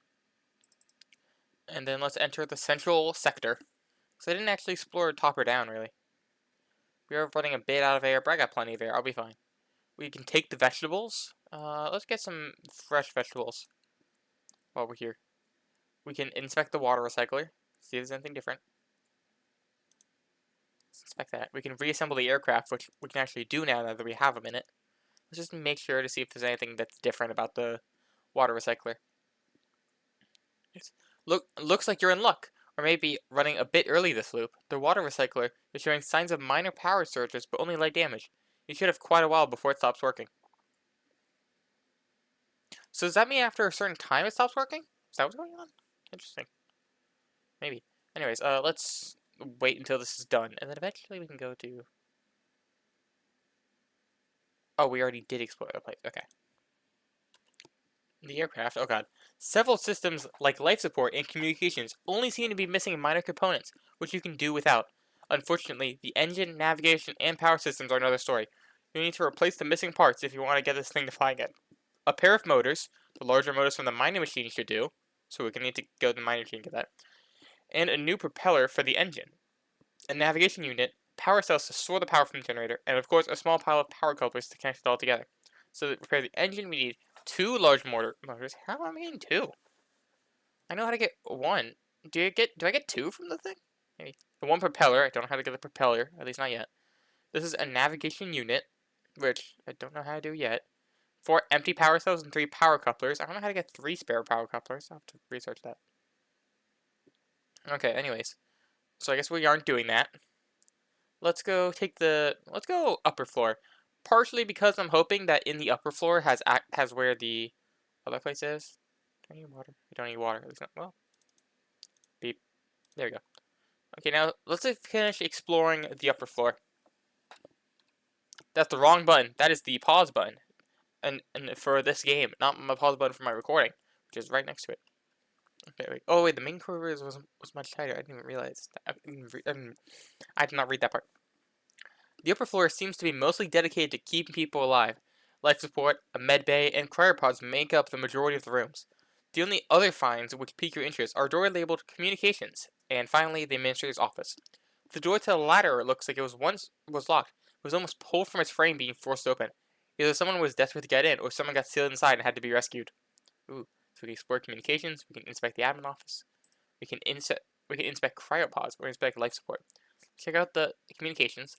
Closest you've seen to a dedicated communications room was in the control tower at the quarry. So you're curious what you're finding anything of use.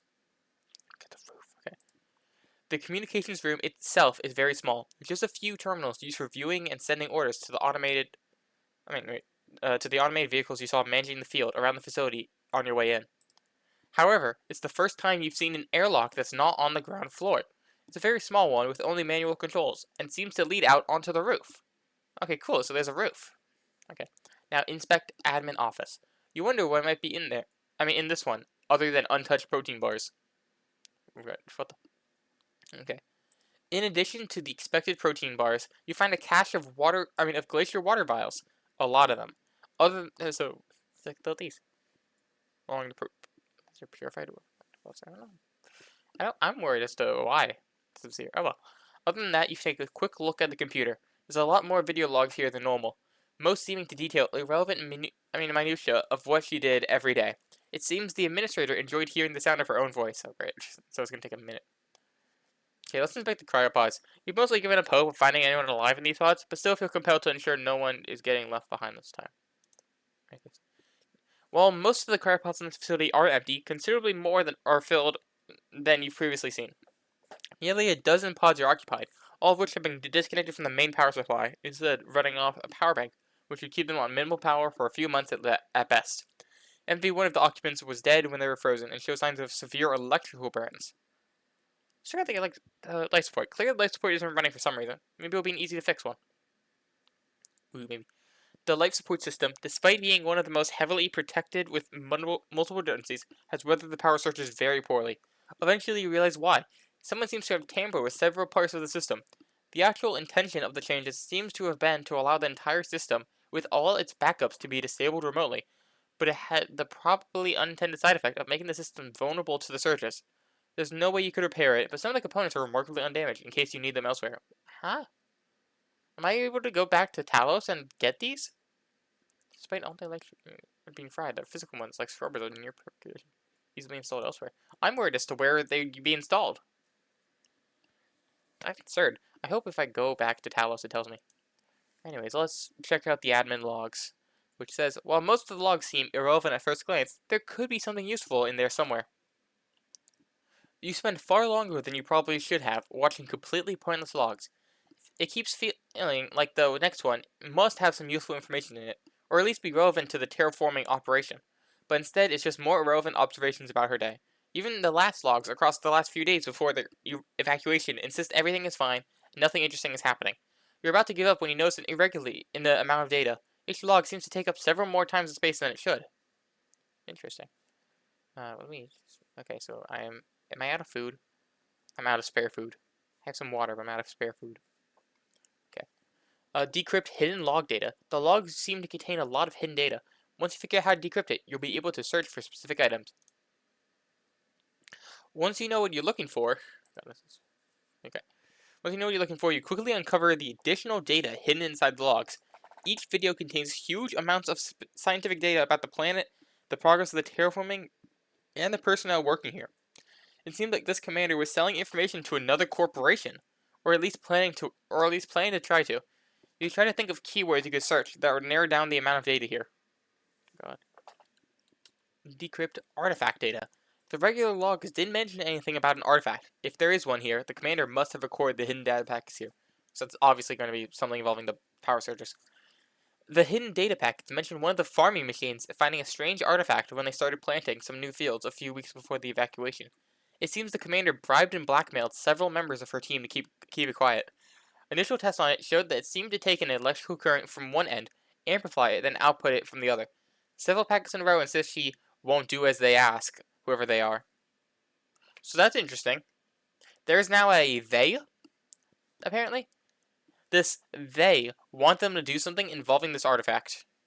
Now, this they could just be like their boss and it's something weird, but I feel like this could also not have a plan in the moment and like will update the plan as the war goes on.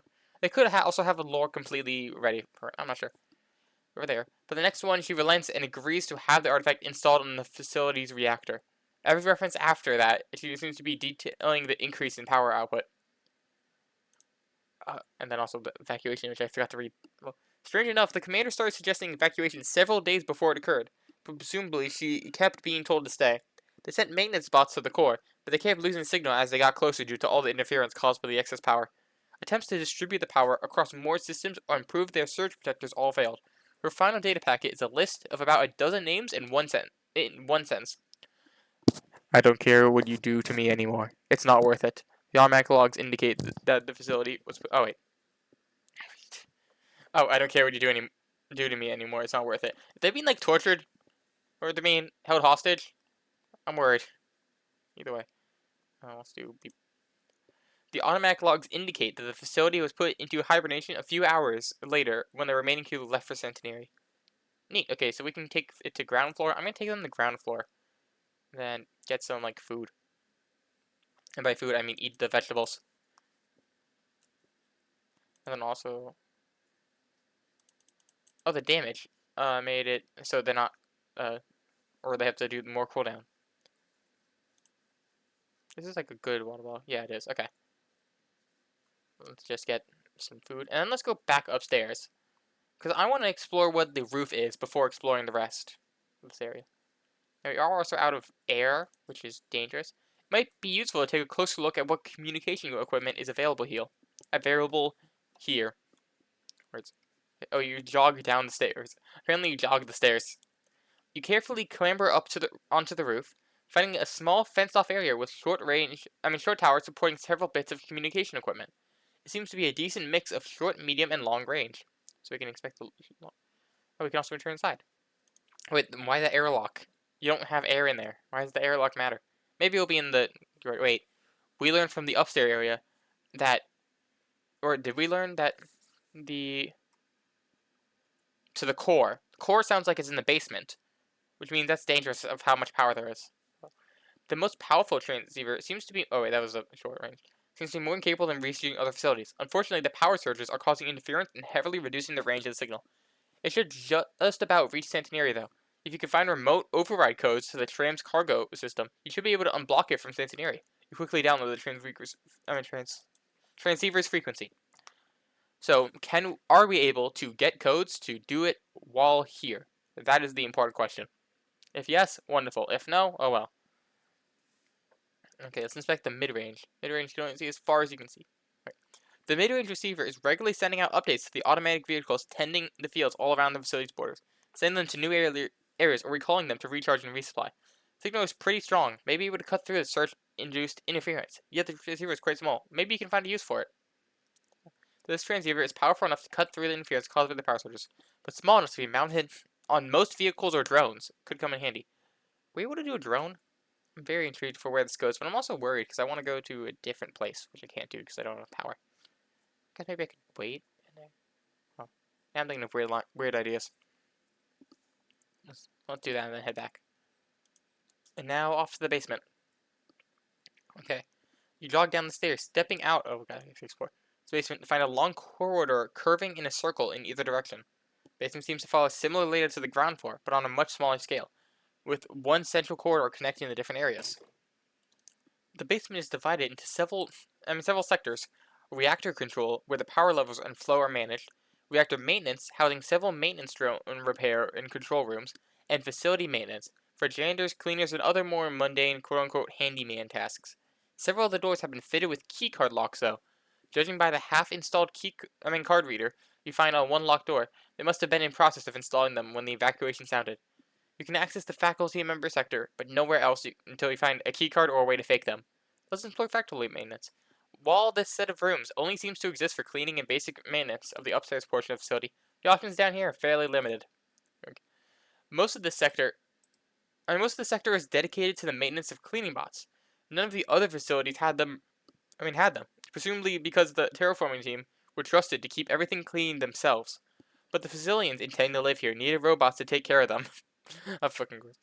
And engineers to take care of the robots. The only thing of more immediate interest are a locker room and a door labeled reservoir. Locker room. The locker room looks pretty barren, but there are plenty of lockers to check. Glacier water. Oh, and print keycard. The locker room is spotless, not just clean, but empty and mostly unused. Then again, you find one locker crammed with alcohol, likely taken from the civilian vehicles upstairs, snacks, and a stash of glacier water samples. Someone must have had quite a taste for it, but it seems very strange to keep it hidden in a locker with alcohol. Maybe we should check if there are any logs about it. Tucked in the corner of the locker room. Wait. Someone must have had quite a taste for it. To keep it hidden in a locker with alcohol. Oh, now I want to look at the logs. I'm going to have to go to the other place and check out logs. Okay. Tucked into a corner of the locker room, you find a small machine with a data port. Takes you a while to realize what it is. A keycard printer. Let's print the keycard. It'll only help you this loop, but a small device in the locker room can print whatever keycard you need. Oh, neat. I'm also out of air. Oh, well, let's explore the reservoir. Oh, you find yourself on a small metal platform overlooking a large pit filled with water. Several large pipes run out of the reservoir and through the ceiling, likely transporting the water to be purified for consumption, or directly out to the field of crops surrounding the facility. A steady rush of water flows in from an opening on one wall, counterbalanced by an equal flow out from another opening on the opposite wall. This must be another stop on the route to the river. On the route of the river. You're not sure what use any of this has for you right now, though. Ooh. Let's print the keycard. Okay, then we can decrypt the data, but it'll take 2 minutes. Like, decrypting on it, you should be able to configure the PDA to mimic a keycard. They never need to use a machine again. Well, we sure are not going to be live long enough for that air. So we can't. Okay, you quickly connect your PDA to the compact printer. It requests considerable information about yourself. Name, date of birth, planetary nationality. Use fill each run with random sets of letters and numbers, but it does remind you of the fog constantly hanging on the edges of your mind. The more times you loop, the better you seem to remember each one. Yet you still remember nothing from before you first woke in the cryopod. No faces of friends or family, not even a hint of your own name. The printer buzzes as it finishes your printing a new keycard. You now have full access to the facility, so long as you keep it on you. What more? You realize that you may be able to decrypt the process of creating the card, or which would allow you to fake the data using a signal from your PDA. Then you never need to print one again. Wonderful. We can enter the reactor control, enter reactor maintenance, or the one. Okay. Let's do maintenance. This area houses reactor support systems and the maintenance areas for the remote-controlled drones used for carrying out repairs on the reactor itself. Enter maintenance. Let's explore maintenance for 30 seconds. This section should house all the remote-controlled repair drones. They are maintenance bays and control rooms. Keyword should. Ooh, okay, we get to inspect things. Much like previous facilities, the reactor is deep underground. These I can do both. Oh wait, what the? I didn't think it would do that immediately. Okay. Much like previous facilities, the reactor is deep underground. As a result, a significant portion of the reactor maintenance sector is dedicated to the construction, repair, and control of maintenance drones, rather than the reactor itself. There are some areas for working on some of the related systems, huge banks of transformers to manage and distribute the power, pumps for the cooling system, etc. But it seems that if you need to do any work to the reactor itself, you're going to need the help of the drones. And I started doing drone control. The control room itself is tiny, despite being far more complex than the one you use in Talos. 4 computer terminals line the walls, each with an admittedly impressive array of screens and controls. Making yourself comfortable with the closest chair, you familiarize yourself with the controls. Locating the controls, for select which drone you want to view, you quickly flick through the available channels. It doesn't take long before you start getting concerned. Almost all of them are offline. Some are still at least broadcasting video feeds, but the diagnostics show them as unable to move, or simply refuse to respond to any commands. If you want to repair anything, or even just get a proper look at the reactor, it seems you're going to have to repair a drone first. Oh god. Let's inspect drone maintenance, I guess. The maintenance room is where they do maintenance drones. Where the maintenance drones are maintained so they can maintain the reactor. So I swear that just went down again. Okay. The drone's maintenance room is largely taken up by a series of large racks to hold drones while someone's working on them. Each drone being almost a meter wide and double that high, so 2 meters tall. It's a large space. Unfortunately, most of the rack's empty. Only 2 have drones, and neither are in good condition. Well, let's inspect them. And totally, nothing bad will happen. Like I'm gonna run out of air. Oh no, I ran out of air. Wait, clearly there's more on this planet than just a terraforming project that's interrupted by alien artifacts. Who is Astrip's commander sending information to? Why are they so interested in this planet? Ooh, let's go find out. Okay, what happens if you leave through vehicle airlock? Like what happens? Use the terminal to open the inner door to the vehicle airlock, and then use the one inside the airlock to cycle it, closing the inner door and opening the outer. It was a bit of a tight fit in the airlock, which is clearly designed for small seductive vehicles, but you managed it. Now you need to get out and cycle the airlock to get inside. Okay, so now over inside here? That's what it said? I think. I already forgot. Where is it? If I return to rover, what happens? I can drive it into the airlock. Into the airlock, but leave the rover to cycle it, but it'll get the bulky vehicle outlay. Okay. Okay, so we leave the rover. We cycle vehicle airlock. Allow you to re-enter the facility. Wonderful. So now the vehicle's inside. Right. Returning to the terminal inside the airlock, you cycle with the rover inside, closing the outer door and opening the inner. You can move your rover further inside, but courtesy there are no charging ports here because they use induction charging. Oh. So this is actually going to be bad because we don't have solar power anymore. Then again, I don't plan to leave anyway, especially since the thing fucking blew up. But you know, leave through vehicle airlock. We can. I guess we enter the central sector. Well, now we can actually. Oh, we can probably do things now that we have access to all this stuff. I think let's inspect this. Like, we probably can get a navigation unit from the... I think we can. Let's just fill up some liquid.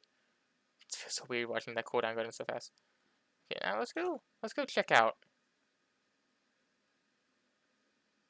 See, no, it doesn't say. Dang it. Worth a try. Okay, let's go. Let's go downstairs. Let's go to the basement and get the key card and check out the new place. Okay, so wait. So I just solved it, and I'm doing this. I wanted to point out a different thing that I'm going to point out right now, but you quickly connect your PDA to the compact printer, enter random numbers and letters for all of its questions, and wait for it to finish. Buzz as it spits out your new key card, providing you access to the facility. You notice that this one has slightly different data on it to the previous one, due to the different answers you entered into the questions. That gives you another data point, making it easier to decrypt the process. So this is actually faster. But the thing is, this is a persistent one, so normally the normal way you get speed is by doing the task again, but this task we can't ever redo. This task we only ever can do once. So it feels weird to have the plus speed due to, just having it done. But if you have it done, you never need to speed. So it feels weird. So the combination of the decoy task tells you, or the not important yet still important message says that's new, but also that a persistent one that has a speed buff due to having similar actions. So I think that's pretty cool. That's it. Finally, you're able to reverse engineer the encryption algorithm the key cards use. From now on, you won't need a card at all, and you can just use your PDA to broadcast the correct signal to the readers. Thanks to your PA carrying over looped with you, you'll never need to come back here and collect the algorithm. Wait, come back here? Does that mean I don't have to do the key card and don't have to enter the locker? Or does that mean I can do... Can I do Centenary without going to Astrate? Is that what it's saying? I'm starting to think that's what it's saying. I'll find that out next loop, but that's very interesting if it is. Let's enter the reactor maintenance area. Reactor maintenance, let's inspect these drones. There's only 2 drones left in the maintenance area, so we're going to need to inspect them. Oh, there's also decoy message. Or not decoy, but mid-progress messages.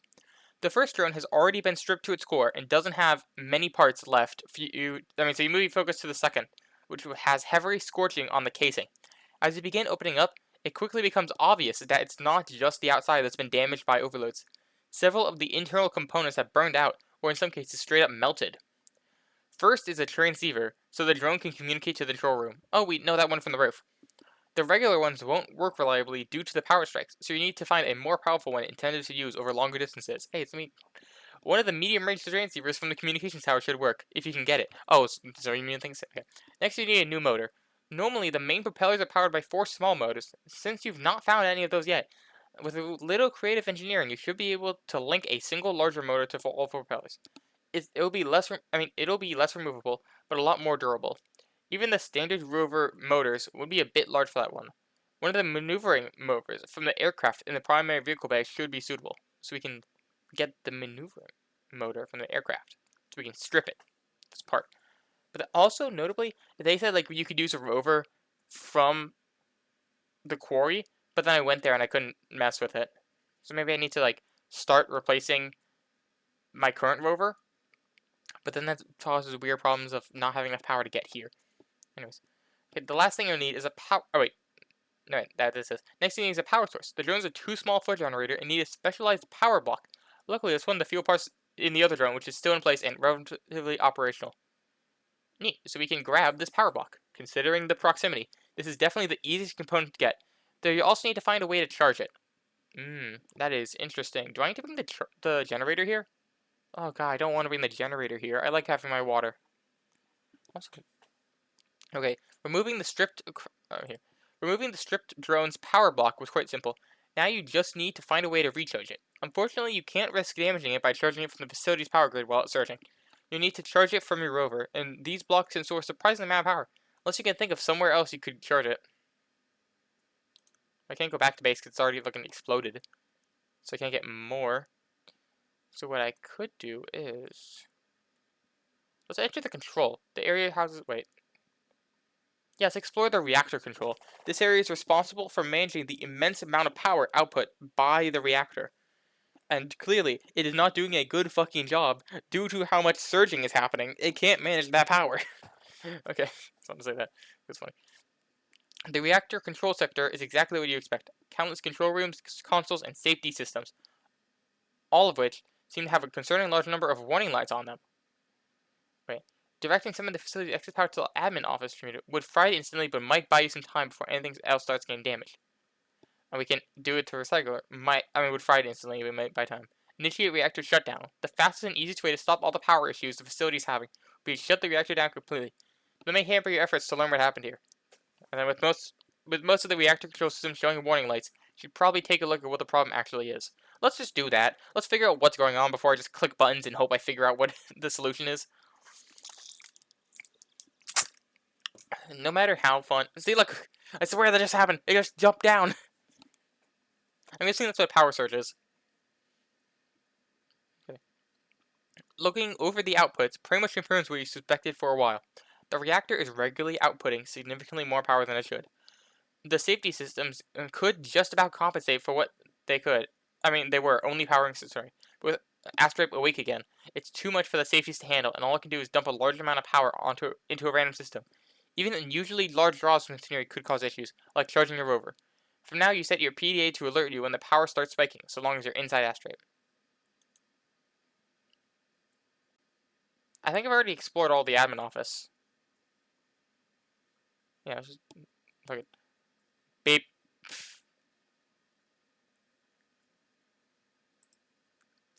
Look at all the power. Okay, well, they didn't do anything. I want to do a shutdown because I think it's funny.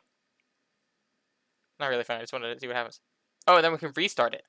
With the factory back online, the facility's power supplies will rapidly replenish.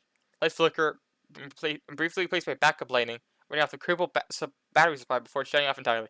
You stop the power surges, but it will make it a lot harder to achieve anything. Quickly escape. Escape. Actually, these are stairs, so these seem fine. But I want to know what happens if we don't have any resource. Like, if there's some things we just can't do? I wonder. But it doesn't seem to work, so let's just restart the power and get things going again. As the reactor slowly powers back up to normal power levels. What the? Why is that at 500? Briefly hope the reactor fixed the issues by turning it off and on again. Hope will dash almost immediately by spiking the output, causing numerous warnings flashing again. But at least the facility is rapidly returning to normal operations. What? That's 500. Not 300, 500. I can remove the aircraft motor from here. Yay. So now, this is, unlike the main motor, which is missing, VTOL aircraft maneuvering motors are in good condition. You don't really have any replacements, but this bird won't be flying anytime soon anyway. Okay, that's neat. So you can do that. Let me also just grab some food, because I can. And is water fine? Water's not fine. Well, it's actually fine, because I don't plan for it to fill up again. Okay, wait, I'm out of... Okay, we'll currently run out of air first, which means I don't need any of these. But technically I can go here. That's funny. I do like how it just randomly jumps down. Wait, does it tell me does that mean this will tell me on here? It probably won't. In the PDA. Yeah, it won't, at least not yet. Oh well.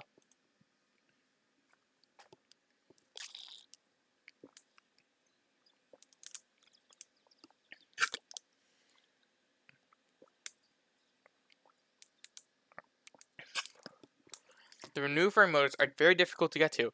Oh yeah, I forgot I could pause. Oh well. Very difficult, requiring you to remove several sectors of the outer hull. You get there eventually, though.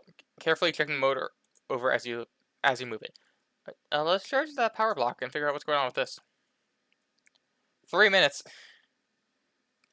Connect the power block, watching uneasily as the power levels drop. That's worrying, but let's go enter the central sector. Oh god, it's -3. It's not going to last long enough. Dang it. Just doesn't have enough power. Is being outside going to be good enough? I don't know. Is Centenary maybe going to work? I want to go all the way there. I have to go to Centenary to finish off their stuff first. Let's go to the upper floor and just get that 5th item, and maybe this will be fine. Okay, waiting for a bit. How long do I have till I die? 2 minutes? Oh, I literally will not enlist it. I can There's data about the glacial water. That I don't get to do it, because 2 damage from the power surges. God damn it. Now I feel bad. So I guess next run I need to do that. Or maybe just try to complete Centenary if I can. If I can, then I'll be fine. I can't, then I'll just have to live. Let's take the mid-range transceiver. Okay, we're actually in the terminal this time. We just push the card out. Let's enter asteroid proper. While the tram door is adjacent to the vehicle bay, the door to the main facility seems to lead somewhere else. So this is a whole new door, so let's explore it. Opening the door to the rest of asteroid, you discover it's actually a mini airlock, probably to protect the main facility in the event there's an accident in the tram station. You find yourself in some kind of security checkpoint area. The tram must be intended as a arrival point for civilians. There are two more doors, one labeled visitors, with signs telling you to queue and help yourself to a water bottle from a stand. The other labeled security, that requires a key card. Okay, so I'm assuming the key card we have, but there's a free water bottle. Nice little small water bottle, which we already have way too many of, but you know. Let's enter the visitor's door. Despite visitor's door having a lot more security around it, seems to rely on someone actually being there to operate the devices. With no one here, you can just walk straight through it. Let's walk through it. Oh, we can explore the vehicle center. And also, I just got a weird pop-up. Okay. Through another door, you find one of the most ornate rooms you've seen so far.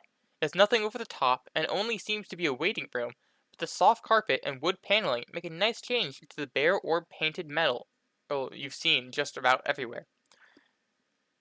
Just about everywhere else. Even the other doors leading from here are wooden. Cool.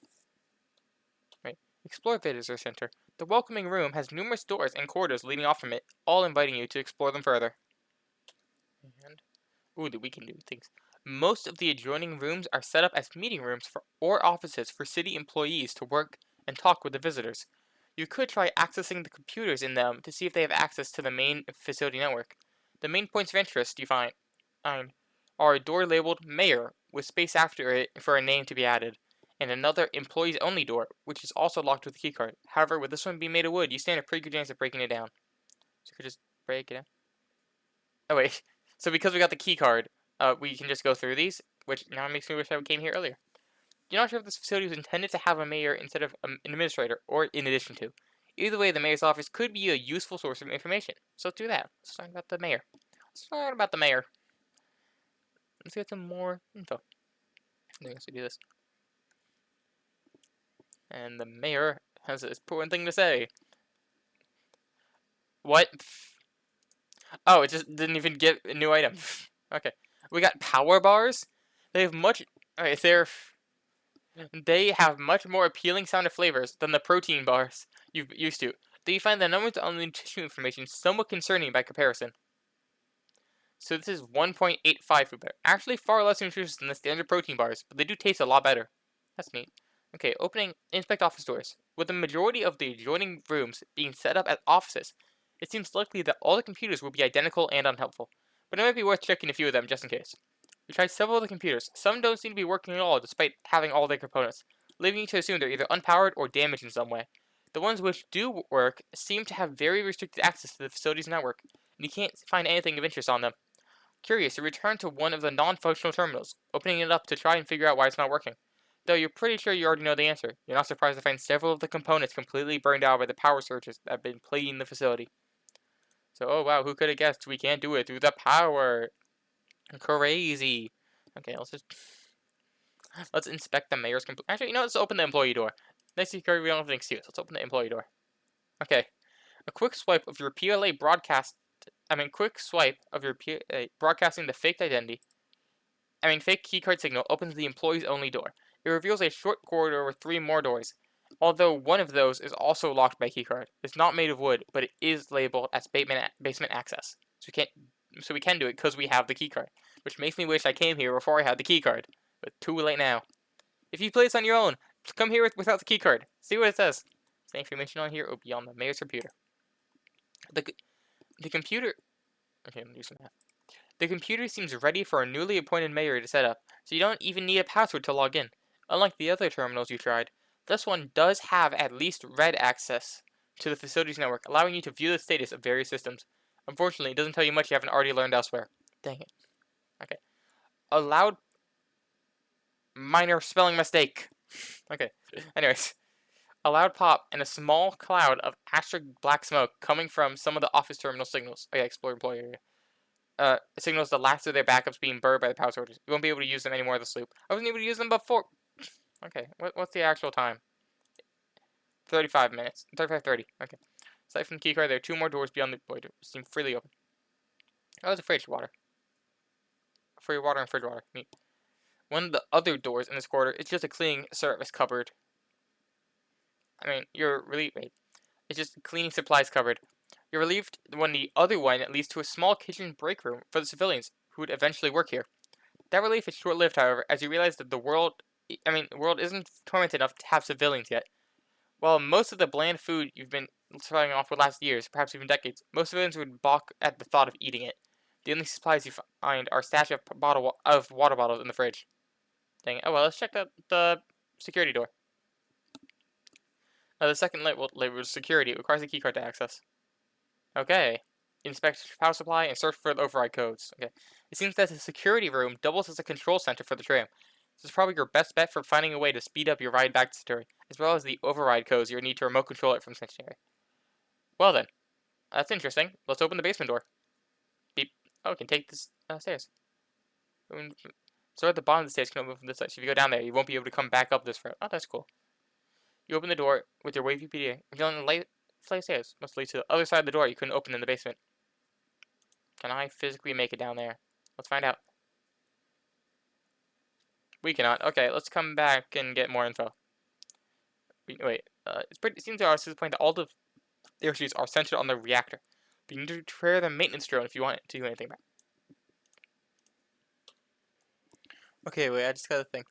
Unblock tram. Using the aspect transceiver frequency and jam override codes, you should be able to unjam the cargo loading system so that the tram can be called here. I didn't realize I had that. I'm currently in loop number, I forgot the number, 27. I didn't think I had this, but it looks like I did. Here, let me just do this in case. But I thought I didn't have this. I thought it was like a 30-minute or 30-second task that I ran out of time for. The tram station confirms receiving your message. A few seconds pass while the cargo loading system resets. When it returns, it unjams and finishes loading the container. You should be able to call the tram for any of Satori's stations now. Oh. Oh, it's one of those, like, wait a while ones, isn't it? Yeah, we have to wait, like, 2 minutes. I see. So at this point, I would be better turboing here as early as I can, instead of stopping by at the other places. Which also means probably I'll try to go for no solar, and just take this. In fact, I could probably put the entire rover down. Ooh, but then how am I going to do power? I don't know. Either way, I'm going to try to do the tram to the center. Which means I'm going to have to live for 2 minutes, which I think I can do. The tram has brought you to, but... Okay, so they're using the old tram lines without you being able to call it. They were using only the old tram lines instead of before. Also, there's this, which I really want to click. There's no way it's only 5 seconds, but I want to figure out what the hell it actually does. Anyways, let's ride to the plateau. Let's go to the plateau and figure out what's going on. Or at least maybe this will also show how the tram works. Okay, so the tram doors hiss lightly as they close and begins ferrying you to your chosen destination. So it's 15 seconds while I can't really do anything. Let's inspect the controls. Since you're stuck in this tram for a while, you may as well see if you can speed it up a bit. Oh, that's cool. We can mess with the buttons. Oh yeah, also we can get food here. Just get some vegetables. Yoink, we've inspected the controls. The good news is that the tram isn't traveling at its maximum speed. The bad news is that it's entirely automatic. There are numerous heavily encrypted safety measures. To prevent the tram going too fast while there are people inside of it. But it's good to know that if you weren't on board, then it could accelerate to much higher speeds. Ooh. So then I would want to be at the main place. Okay, neat. The tram swiftly carries you to the plateau, which Satori's third compound sits atop. As you pull into the station, you see only a minimal personnel area, with most of the space being used for automated cargo transfers. Exiting the tram, you're faced with 3 doors leading to the other sections of the compound. In the log you watch, the commander ordered the artifact to move to the uranium vault in the storage area. So let's go to storage area. Let's just explore all these. Okay, storage area. Most of this compound seems to be dedicated to material storage with dozens of vaults, each one labeled as containing a different material, or metal, or alloy. From glancing at the displays as you pass each one, it seems most are well stocked. If you ever need to fabricate any base components or equipment, there's definitely enough resources here. Now let's explore the refinery. The refinery is where raw materials are used. The refinery is where all raw ores are mined from the quarry, are processed into usable metals and alloys. Only the control room is immediately accessible. You could use the maintenance hatches to access the rest of the area, but I don't see much need for now. From the control room, you can order the automated drones to bring specific types of ore from storage for refining. Much like the refinery, the forge area is entirely sealed behind maintenance hatches, with the exception of the control room. This is where the refined metals are shaped and combined into basic components, equipment, or building materials. The controls seem quite complex, and so you're hesitant to attempt starting any processes without having a specific reason to do so. Suspect the uranium vault. Go into logs where it's destroyed. Hopes they limit destruction. God damn it. Unsurprising, given the danger, the uranium vault doesn't immediately open your request. It's locked and not with a simple password like most of the doors you've encountered. The terminal says it can only be unlocked by the authority of Commander Tarwell, administrator of this facility. Normally you need him to unlock the door with a biometric scan. You might be able to hack it, but you still need a detailed record of his biometrics to work. Maybe somewhere like a medical facility would have that sort of data. So that's the problem. I can't use that because it's still not in this update. Bruh. Give me some vegetables. We're going to quarry. Bring me to the quarry. Okay, give me some more vegetables while I wait. Okay, now we aggressively wait. When in doubt, aggressively wait. Okay, now let's go all the way to F Street. Let's just go all the way here. Let's explore the different areas. And then also, let's see, can I get there in time to not explode? Can I not be nearby when it happens? Or am I going to be close by? Is there a time? What the? Observe near quarry. Between the high vantage point, wide windows on the tram, and lack of a need to focus on driving, it could be a perfect opportunity to get a better look at the landscape. So there you go. Let's observe near the quarry. Oh, while observing the quarry, we can also observe highlands. Why is... I ran out of air in the tram? The tram doesn't have air? Huh? Okay. Why do I need air for the tram? Why is it 2 minute long? Okay. As the tram leaves Cincinnati, after sloping gently upwards from the quarry station, you get a great semi-aerial view of the compound and the highlands it's surrounded by. You notice one area in particular where the terrain is actually quite smooth, and it seems to extend quite a distance towards Astray. Oh, this is how we do. Okay. You might be able to find a shorter route if you can either keep an eye on the highlands while the tram is passing over it, or just randomly try routes on the rover. So by doing this, we get to have a better time of the rover going. Neat. Wait, also, so we didn't die from the vaporizing. That's good. Oh, we also just another one. We didn't die from the vaporizing at this point. From your vantage point, you're able to quickly identify multiple possible routes through the highlands, which would be considerably faster than trying to follow the tram tracks in your rover. You'll need to check at both ends of the journey to figure out where the best entrances and exits are, as well as keeping an eye out on the highlands themselves for at least 2 trips if you want to pin down a full route that actually work. We also observe area near Astray. Between the higher vantage point, wide windows on the... Oh wait, this is just... Oh, so after learning this info, we have to do full info on this. Well, let's hope maybe we can do it about parks. I don't know. Probably not. Oh, we also just couldn't complete it still. We ran out of time. We're not allowed to complete the whole thing. That's funny. Despite the land being flat enough to see for miles around, you sit and watch the scenery pass by for a while. After the constant struggle to survive, driving for countless hours, it feels so good to just sit and let your mind wander for a time. Eventually, you force yourself to refocus on the present and notice a relatively flat opening in the otherwise craggy highlands, which wasn't visible from your rover. Perhaps if you keep watching from the tram as it continues to journey through the area, you could trace a faster route from Zatory to Astray. Or, now that you know where you're aiming for, you could try to find a route there in your rover, but you have to check a lot of dead ends. Neat. Okay, so if we go back, we'd probably be fine. Let's enter the civilian center once again. Wait, I thought we did this already. Yeah, I did. What? That's weird. Oh, we can also go through the doors again. That's funny. Let's go through the employee door. Oh, that's like free water. Free water. And free water. There we go. We also have fridge water, which is nearly identical. Why is the fridge water different? It should be the same as the free water, but it's not. It just isn't. Give me some power water or power bars. Security door. Got it. Now we can search for the power supply and the override codes.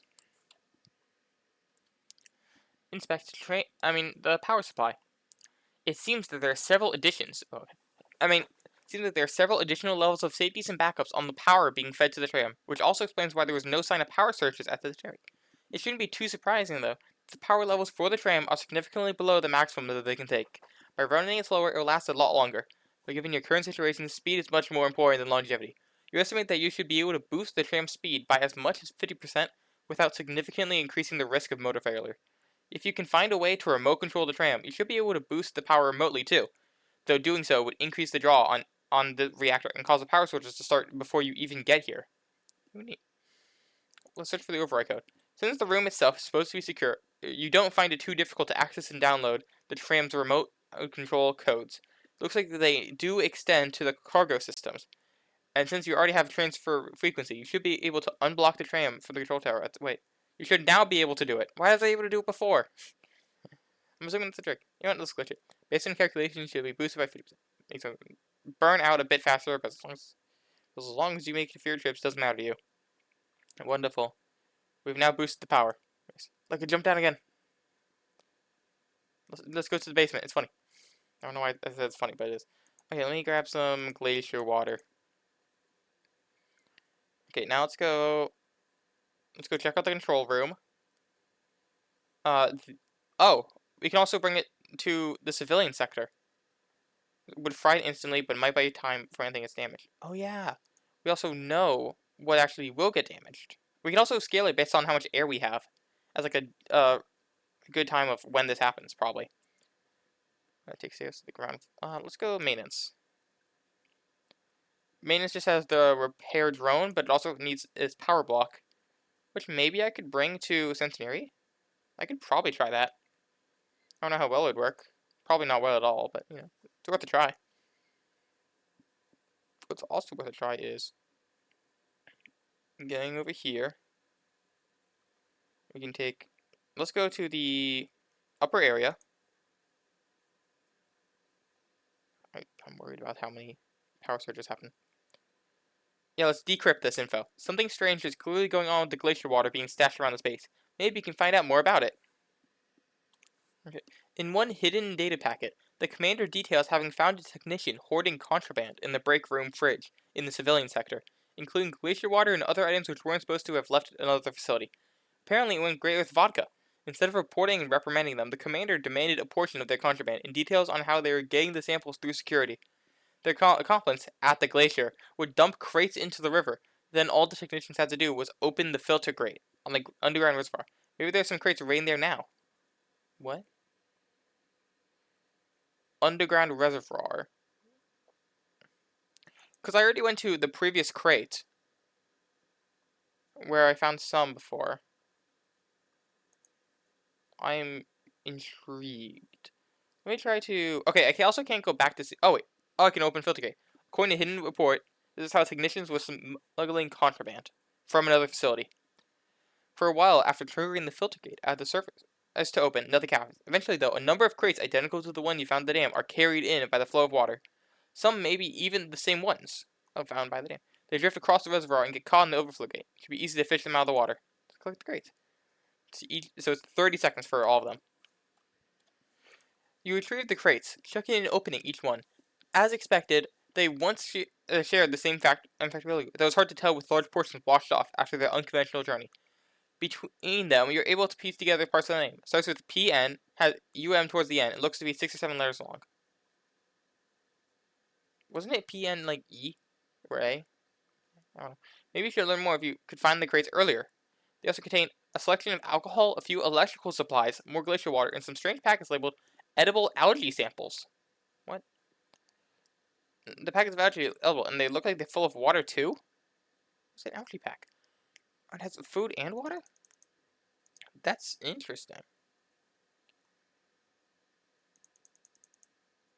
We can also take glacier water from crates, instead of just from the hidden ones you find. We can also take a power cell from crate. Wait, one power cell. Did I stop here this run? Ooh, I think I stopped halfway through. Yeah. So I can't, these are all interesting. Wait, 3 power couplers. What did I need 3 power couplers for? Wait, what was the items I need for, okay, not you. You don't count. What are the items I need for this?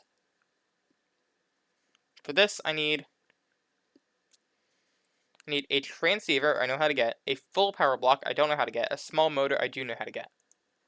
So I need to figure out a way to get a bunch of power to the small power thing. And it needs like 3 minutes of charge, and it uses 3. So it needs 900, and I don't know how to get 900. So my only idea is to grab it from here, give me the power block. Once I get the power block, maybe I'll go to Centenary and start messing around until I find something. That's my idea. And it might work. Keyword might. Well, actually, I can't do that now because I don't have access to Centenary because it doesn't exist right now, which is a problem. The other two should be fine. Let's take stairs to ground floor. Let's go up the stairs to the ground floor. And wait, of course I can't go back. You know, we go try it again in the future. See if I figure out a way. You notice the air in the tram starting to get a touch stale. You might want to check out the air recycler to see if you can do anything about it. Remember how I even commented earlier about the air disappearing? Well, I guess there's a reason for that. Is that once the tram's doors were sealed, you quickly realized the air wasn't being kept fresh. Maybe worth seeing if you can fix it before it becomes a problem. Oh, it needs a CO2 scrubbers, which we have access to at Centenary. At Altrape. I already forgot. The ones at Alstrape looked in pretty good condition, so you could use those. That's what we need to do. We have to go there and grab those too to get the air in here. But we also might not need the air in here. We do have some that we could be fine with. We currently are getting there faster. So yeah. Loop 29 now.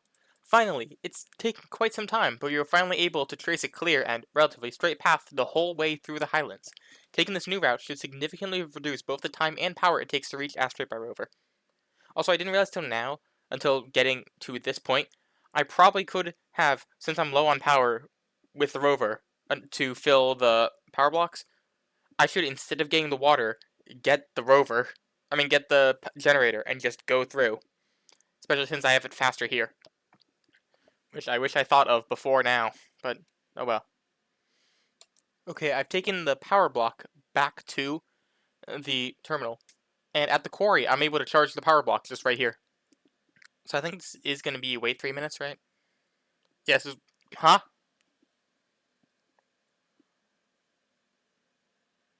What? Why is it super fast, from super fast charging from Centauri? Why is this 1/5 the speed?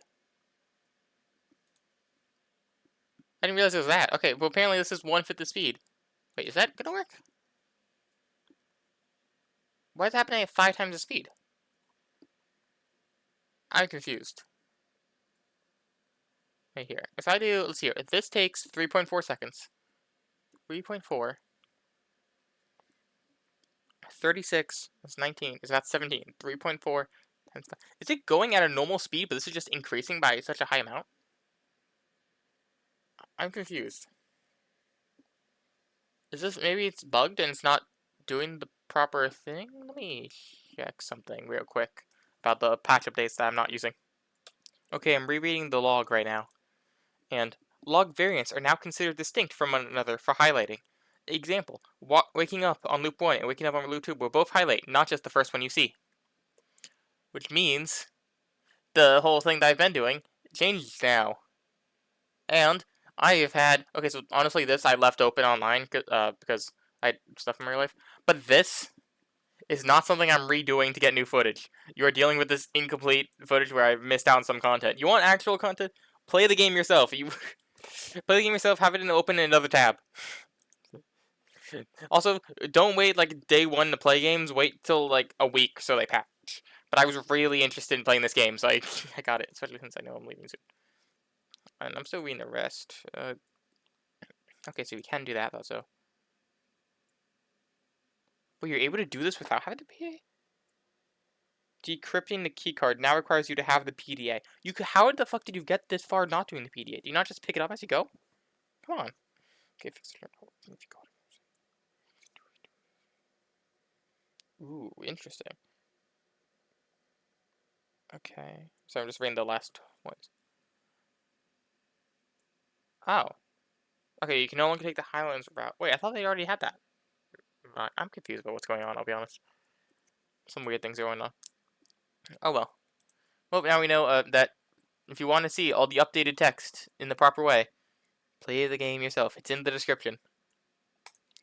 Okay, so the power block has finished. It seems like as if it was the normal 5 times speed, but it wasn't updated.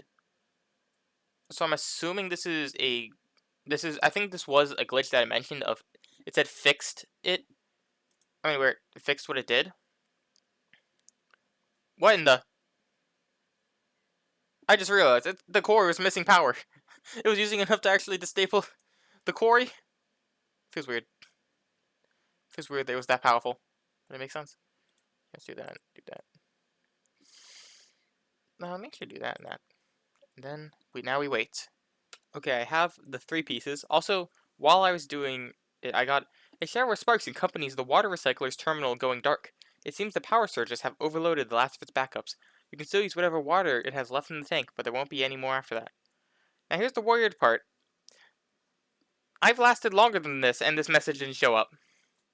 So I don't know what's going on with that. Also, whatever I currently have, the air is going to run out first, and I don't have ways to get more air, so we're just go in maintenance and see what happens. Maintenance, let's repair the drone for a minute and see what happens. You might be able to get one of the maintenance drones semi-operational again, if you can find all the parts you need. Okay, we finished the drone. At last, the diagnostic lights are all red-green. Well, all except for the AI module, which you have no idea how you could have replaced. You'll need to manually control it the whole way, but that shouldn't be too much of a problem. With the drone repaired, you'll need to get it to the reactor if you want to get a proper look at what's wrong with it. So let's wait 45 seconds, and hope I don't need to go back to the control to direct some power. Okay, we've done it. Oh wait, 15, what the? Settling back in the control room's chair, you quickly locate your drone and begin guiding it through the tunnels which run below the facility. The drone's cameras eventually showed emerging into the main reactor chamber, and the source of the problems is immediately obvious. At this point, you're not surprised that an artifact is causing issues. What does surprise you is that anyone was dumb enough to try attaching it directly to the reactor core. While observing the artifact fire, the drone's cameras won't tell you much. You need to figure out how to detach it from the reactor. So let's examine the artifact. This will last between playthroughs. The question is, what will happen as we do this? Imagine it's like a time management minigame. Okay, the physical structure of this artifact seems far more solid than the previous one. I mean, ones you've seen slash ones you saw. The only movement, a rhythmic pulsing, which seems to build in speed over several minutes before suddenly slowing down again. It seems to be attached to the main power line coming out of the reactor. Every bit of electricity passing through it before continuing onto the facility. Let's detach it. You need to disconnect it before we bring it back. You carefully instruct the drone to remove the power line connecting the reactor to the artifact. Numerous alerts and alarms suddenly informing you of the facility swapping to backup power. After detaching the output from the artifact, you reconnect the 2 ends, restoring regular flow from the reactor and silencing the alarms. Once you're sure the connection is stable, you pick the artifact back up and secure it to the drone. So now let's recall. Recall the drone. See, look, now now the damaged power storage is reduced by 100, and the reactor is reduced by 100, so it's still plus 100. That's funny.